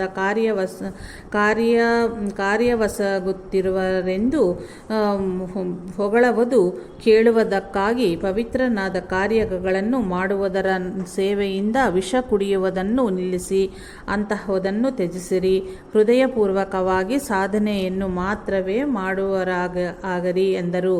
ಆಗ ಕೆಲವು ಶಿಷ್ಯರು ಇತರರ ಶ್ರೇಯಸ್ಸಿಗಾಗಿ ಸ್ವಲ್ಪವಾದರೂ ಲೌಕಿಕ ಕಾರ್ಯಕಲಾಪಗಳನ್ನು ಮತ್ತು ಕರ್ತವ್ಯಗಳನ್ನು ನಿರ್ವಹಿಸುವುದು ಆಧ್ಯಾತ್ಮಿಕತೆಗೆ ಸಮ್ಮತವಿಲ್ಲವೇ ಎಂದು ಕೇಳಿದ ಪ್ರಶ್ನೆಗೆ ಮಿಲಾರೆಪಾರವರು ಹೀಗೆ ಸಮಾಧಾನವಿತ್ತರು. ಹಾಗೆ ಮಾಡುವುದರಲ್ಲಿ ಎಳ್ಳಷ್ಟು ಸ್ವಾರ್ಥವಿರದಿದ್ದಲ್ಲಿ ಹಾಗೆ ಮಾಡಿದರೆ ತಪ್ಪಿಲ್ಲ. ಆದರೆ ಒಂದು ವಿಷಯವನ್ನು ಗುರುತಿಟ್ಟುಕೊಳ್ಳಿ, ನಿಜವಾಗಿಯೂ ಸರ್ವ ಜೀವರಾಶಿಗಳ ಹಿತಕ್ಕಾಗಿರುವ ವೈರಾಗ್ಯ ಅತ್ಯಂತ ವಿರಳವಾದದ್ದು. ಎಂತಹ ಒಳ್ಳೆಯ ಕಾರ್ಯವಾದರೂ ಸರಿಯೇ ನಿಜವಾದ ನಿಸ್ವಾರ್ಥ ಪ್ರೇಮದಿಂದ ಆಚರಿಸಿದಲ್ಲಿ ಅದು ಯಾರ ಮೇಲೂ ಯಾವ ಪ್ರಭಾವವನ್ನು ಬೀರಲಾರದು. ಹಾಗೆ ಸ್ವಾರ್ಥಪೂರಿತನಾದ ಆಚರಣೆಗಳಿಗೂ ಹೇಗಿರುತ್ತವೆಂದರೆ ನೀರಿನಲ್ಲಿ ಅವನು ಮುಳುಗುತ್ತಿರುವ ಮತ್ತೊಬ್ಬನ್ನು ರಕ್ಷಿಸಹೋದಂತಾಗುತ್ತದೆ. ಸ್ವಚ್ಛವಾದ ಜ್ಞಾನವನ್ನು ತಾನು ಪಡೆಯುವುದರೊಳಗಾಗಿಯೇ ಇತರರಿಗೆ ಮುಕ್ತಿ ದೊರಕಿಸಿಕೊಡುತ್ತೇನೆ ಎಂದು ಅವಸರಪಟ್ಟು ಸಾಹಸ ಮಾಡಬಾರದು. ಹಾಗೆ ಸಾಹಸ ಮಾಡುವುದೆಂದರೆ ಕುರುಡನೊಬ್ಬನು ಇನ್ನೊಬ್ಬ ಕುರುಡನಿಗೆ ದಾರಿ ತೋರಿಸುವಂತೆಯೇ ಎಂದು ಹೊರಟಂತಾಗುತ್ತದೆ. ನಮ್ಮ ತಲೆಯ ಮೇಲೆ ಆಕಾಶವನ್ನು ಕಾಳವಿರುತ್ತದೆಯೋ ಅಷ್ಟು ಕಾಲದವರೆಗೂ ಉದ್ಧರಿಸಲ್ಪಟ್ಟಬೇಕಾದ ಜೀವಗಳು ಅನಂತವಾಗಿಯೇ ಇರುತ್ತಾರೆ. ಆದ್ದರಿಂದ ಪ್ರತಿಯೊಬ್ಬನಿಗೂ ಇತರ ಜೀವಗಳಿಗೆ ಸಹಕಾರ ಮಾಡಲೇಬೇಕಾಗುತ್ತದೆ. ಇತರರಿಗೆ ಸೇವೆ ಮಾಡುವ ಸರಿಯಾದ ಅವಕಾಶ ನಿಮಗೆ ಸಿಗುವವರೆಗೂ ನಾನು ಹೇಳುವ ಒಂದು ವಿಷಯವನ್ನು ನೀವು ಗುರ್ತಿಟ್ಟುಕೊಂಡು ಸಾಧನೆ ಮಾಡಬೇಕು. ಅದೇನೆಂದರೆ ಸರ್ವ ಜೀವಿಗಳ ಶ್ರೇಯಸ್ಸಿಗಾಗಿ ಮೊದಲು ನೀವು ಬುದ್ಧತ್ವವನ್ನು ಪಡೆಯಬೇಕು. ನೀವು ಸಾಮಾನ್ಯರಾಗಿಯೇ ಸೇರಿ ಪ್ರತಿಭಾನ್ವಿತವಾದ ದೊಡ್ಡ ಉಪನ್ಯಾಸಗಳನ್ನು ಮಾಡಬೇಡರಿ. ಹರಿದ ವಸ್ತ್ರಗಳನ್ನು ಧರಿಸಿರಿ. ಆಹಾರ ವಿಷಯದಲ್ಲಾಗಲಿ ವಸ್ತ್ರಗಳ ವಿಷಯದಲ್ಲಾಗಲಿ ಎಂತಹ ಕಷ್ಟ ಬಂದರೂ ಸರಿಯೇ ಅದ್ಯಾವುದನ್ನೂ ಎಣಿಸದೆ ಸಾಧನೆಯನ್ನು ಮುಂದುವರಿಸಿರಿ. ಪ್ರಾಪಂಚಿಕವಾದ ಕೀರ್ತಿಯ ಬಗ್ಗೆ ಯಾವ ರೀತಿಯಲ್ಲಿಯೂ ಚಿಂತೆ ಮಾಡಬೇಡರಿ. ಮಾನಸಿಕ ಮತ್ತು ಶಾರೀರಿಕ ಕಷ್ಟಗಳೆಲ್ಲವನ್ನೂ ಸಹ ನೀವು ಮಾಡಿದ ಪಾಪಗಳಿಗೆ ಪ್ರಾಯಶ್ಚಿತ್ತವಾಗಿ ಸ್ವೀಕರಿಸಿ ಅವುಗಳಿಂದ ಗುಣಪಾಠವನ್ನು ಕಲಿಯುವವರಾಗಿರಿ. ನಾನು ಹೇಳಿದ ಮಾತುಗಳನ್ನು ನೀವು ಎಂದಿಗೂ ಪಾಲಿಸುವಂಥವರಾದರೆ ನೀವು ಅಧ್ಯಯನ ಮಾಡುತ್ತಿರುವ ಶಾಸ್ತ್ರವಿದ್ಯೆಗಳು ನಿಮ್ಮ ಕಷ್ಟಕಾಲದಲ್ಲಿ ಅವುಗಳನ್ನು ಹೇಗೆ ಉಪಯೋಗಿಸಿಕೊಳ್ಳಬೇಕೆಂಬ ಸರಿಯಾದ ಮಾರ್ಗವನ್ನು ಅವುಗಳೇ ನಿರ್ದೇಶಿಸುತ್ತವೆ ಎಂದು ಹೇಳುತ್ತಾ ಅವರ ಪ್ರಿಯ ಶಿಷ್ಯರೊಬ್ಬರಿಗೆ ಆ ವಿಷಯಗಳನ್ನು ಚೆನ್ನಾಗಿ ಮನದಟ್ಟಾಗಲು ಅವರೊಂದು ತತ್ವಪದವನ್ನು ಹಾಡಿದರು. ನೀವು ನಿಜವಾದ ಭಕ್ತರಾಗಬೇಕೆಂದರೆ ಗುರುಗಳ ಮೂಲಕ ಲೌಕಿಕವಾದ ಕೀರ್ತಿಯನ್ನು ಗಳಿಸಬೇಕು ಎಂಬ ಆಸೆಯನ್ನು ಇಟ್ಟುಕೊಳ್ಳಬೇಡಿರಿ. ಹಾಗೆ ನೀವು ಆಸೆ ಪಟ್ಟಲ್ಲಿ ಆ ಗುರುಗಳ ಸನ್ನಿಧಿಯಿಂದ ನಿಮಗೆ ವಿಶೇಷವಾದ ಯಾವ ಲಾಭವೂ ಇರುವುದಿಲ್ಲ. ನಿಮ್ಮ ಗುರುಗಳಿಂದ ದೀಕ್ಷೆ ಲಭಿಸದಿದ್ದಲ್ಲಿ ತಂತ್ರಶಾಸ್ತ್ರದ ಗ್ರಂಥವನ್ನು ಪಠಿಸಿದರೆ ಮನಸ್ಸಿಗೆ ವಿಜ್ಞಾನವೆಂಬ ಹೊಸ ಸರಪಳಿಯೂ ಸೇರಿಕೊಂಡಂತಾಗುತ್ತದೆ ಹೊರತು ಅದು ಸಾಧನೆಗೆ ಪೂರಕವಾಗಲಾರದು. ತಂತ್ರಗ್ರಂಥಗಳಲ್ಲಿ ಹೊಳೆದಂತೆ ಆಚರಣೆ ಇಲ್ಲದಿದ್ದಲ್ಲಿ ನೀವು ಬಾಹ್ಯದಲ್ಲಿ ತೋರುವ ಲಾಂಛನ ಮುದ್ರೆಗಳು ನಿಮ್ಮನ್ನು ಇನ್ನಷ್ಟು ಕರ್ಮಗಳಿಂದ ಬಂಧಿಸುತ್ತವೆ. ನೀವು ಕೇವಲ ಬಾಹ್ಯವಾಗಿ ಮಾತ್ರವೇ ಸನ್ಯಾಸ ಸ್ವೀಕಾರ ಮಾಡಿ ಗ್ರಹಿಸಿದ ಆಧ್ಯಾತ್ಮಿಕ ಉಪದೇಶಗಳ ಬಗ್ಗೆ ಆಳವಾಗಿ ಧ್ಯಾನಿಸಿದಲ್ಲಿ ಯಾವ ಪ್ರಯೋಜನವೂ ಆಗಲಾರದು. ನಿಜವಾದ ಪ್ರೇಮ ಭಕ್ತಿಗಳಿಂದ ನಿಮ್ಮೊಳ್ಳುಳ್ಳ ಕೆಟ್ಟ ಕರ್ಮಗಳ ವಿಕಾರ ತೊಲಗಿದ್ದಲ್ಲಿ ನೀವು ಮಾಡುವ ಉಪದೇಶಗಳೆಲ್ಲವೂ ಕೇವಲ ಅರ್ಥರಹಿತವಾದ ಶಬ್ದಜಾಲವಾಗುತ್ತವೆ. ಸಾಧನೆಯಲ್ಲಿ ಸೂಕ್ಷ್ಮವನ್ನರಿತು ಸಾಧನೆ ಮಾಡದೆ ಕೇವಲ ಅಂಧ ಶ್ರದ್ಧೆಯಿಂದ ಫಲ ಬಿಡದೆ ಎಷ್ಟೇ ಸಾಧನೆ ಮಾಡಿದರೂ ಫಲವಿರುವುದಿಲ್ಲ. ಸಾಧನೆಯಲ್ಲಿ ರಹಸ್ಯವನ್ನು ನೀವು ಅರಿಯದಿದ್ದರೆ ನೇರವಾದ ಮಾರ್ಗವನ್ನು ಬಿಟ್ಟು ಸ್ತುತಿ ಬಳಸಿ ಗುರಿ ಮುಟ್ಟಿದಂತಾಗುತ್ತದೆ. ನಿಮ್ಮ ಶಕ್ತಿಯನ್ನೆಲ್ಲ ಬಳಸಿ ಮುಕ್ತಿಗಾಗಿ ನೀವು ಶ್ರಮ ಪಡೆದಿದ್ದರೆ ಜೀವನ ಮರಣ ಚಕ್ರದಲ್ಲಿಯೇ ನೀವು ಸಿಕ್ಕಿಹಾಕಿಕೊಂಡಿರಬೇಕಾಗುತ್ತದೆ. ನಿಮ್ಮಗಳೆಲ್ಲ ಎಲ್ಲ ಲೌಕಿಕ ಸಂಪತ್ತುಗಳನ್ನು ಆಧ್ಯಾತ್ಮಿಕ ಅನ್ವೇಷಣೆಗಾಗಿ ತ್ಯಾಗ ಮಾಡಲು ಸಿದ್ಧರಾಗಿದ್ದಲ್ಲಿ ನೀವೇನೂ ಸಾಧನೆ ಮಾಡಿದರೂ ಫಲವಿರುವುದಿಲ್ಲ. ನಿಮಗೆ ಸ್ವತಃ ಸಿದ್ಧವಾದ ತೃಪ್ತಿ ಸಿಗದಿದ್ದಲ್ಲಿ ನೀವೆಷ್ಟು ಸಾಧನೆ ಮಾಡಿದರೂ ಅದು ಇತರರಿಗೆ ಒಳಿತಾಗುತ್ತದೆಯೇ ಹೊರತು ನಿಮಗದರಿಂದ ಲಾಭವಿಲ್ಲ. ನೀವು ಶಾಂತಿಯನ್ನು ಪಡೆಯದಿದ್ದಲ್ಲಿ ಶರೀರದ ಸುಖ ಸೌಖ್ಯಗಳು ಸಹ ದುಃಖಕ್ಕೆ ಕಾರಣವಾಗುತ್ತದೆ. ನಿಮ್ಮೊಳ್ಳೆಲ್ಲ ಆಸೆ ಆಕಾಂಕ್ಷೆಗಳ ಮೇಲೆ ಗೆಲುವು ಸಾಧಿಸದಿದ್ದಲ್ಲಿ ಕೀರ್ತಿ ಕಾಮಕನೇ ನಿಮ್ಮ ಸರ್ವನಾಶನವನ್ನು ಮತ್ತು ಒಬ್ಬರ ಮೇಲೆ ಒಬ್ಬರ ದೋಷಾರೋಪಣೆ ಮಾಡುವುದಕ್ಕೂ ಕಾರಣವಾಗುತ್ತದೆ. ಮನೋವೃತ್ತಿಗಳೆಂಬುದು ಮನುಷ್ಯನುಳ್ಳ ಪಶುತ್ವವನ್ನು ಕನಲುವಂತೆ ಮಾಡುತ್ತವೆ.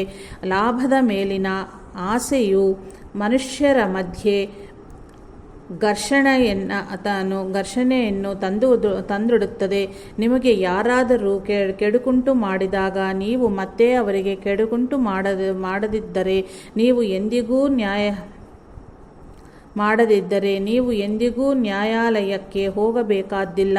ಸರ್ವಕಾಲ ಸರ್ವಾವಸ್ಥೆಗಳಲ್ಲಿಯೂ ನಿಮ್ಮ ಮನಸ್ಸು ಶಾಂತವಾಗಿರಲಿ. ಆಗ ನಿಮಗೆ ಏಕಾಗ್ರತೆಯು ಸಿದ್ಧಿಸುತ್ತದೆ. ನೀವು ಸದಾ ಏಕಾಂತದಲ್ಲಿಯೇ ಸ್ಥಿರರಾಗಿರಿ. ಅಲ್ಲಿ ನಿಮಗೆ ಆತ್ಮನೆಂಬ ನಿಜವಾದ ಗೆಳೆಯನು ಸಿಗುವನು. ನಿಮಗೆಷ್ಟು ಸಾಧ್ಯವೋ ಅಷ್ಟು ಉತ್ತಮ ಸ್ಥಾಯಿಯಲ್ಲಿ ಸ್ಥಿರರಾಗಿ ವಿನಮ್ರತೆಯಿಂದ ಪ್ರಯತ್ನ ಮಾಡಿರಿ. ಆಗ ನೀವಿನ್ನೂ ಉತ್ತಮ ಸ್ಥಿತಿಯನ್ನು ಪಡೆಯುತ್ತೀರಿ. ತೀವ್ರವಾಗಿ ಸಾಧನೆ ಮಾಡಲು ಸರಿಯಾದ ಕ್ರಮವನ್ನು ಅನುಸರಿಸಿ ಲೌಕಿಕವಾದ ಲಕ್ಷ್ಯಗಳನ್ನು ತ್ಯಜಿಸಿರಿ.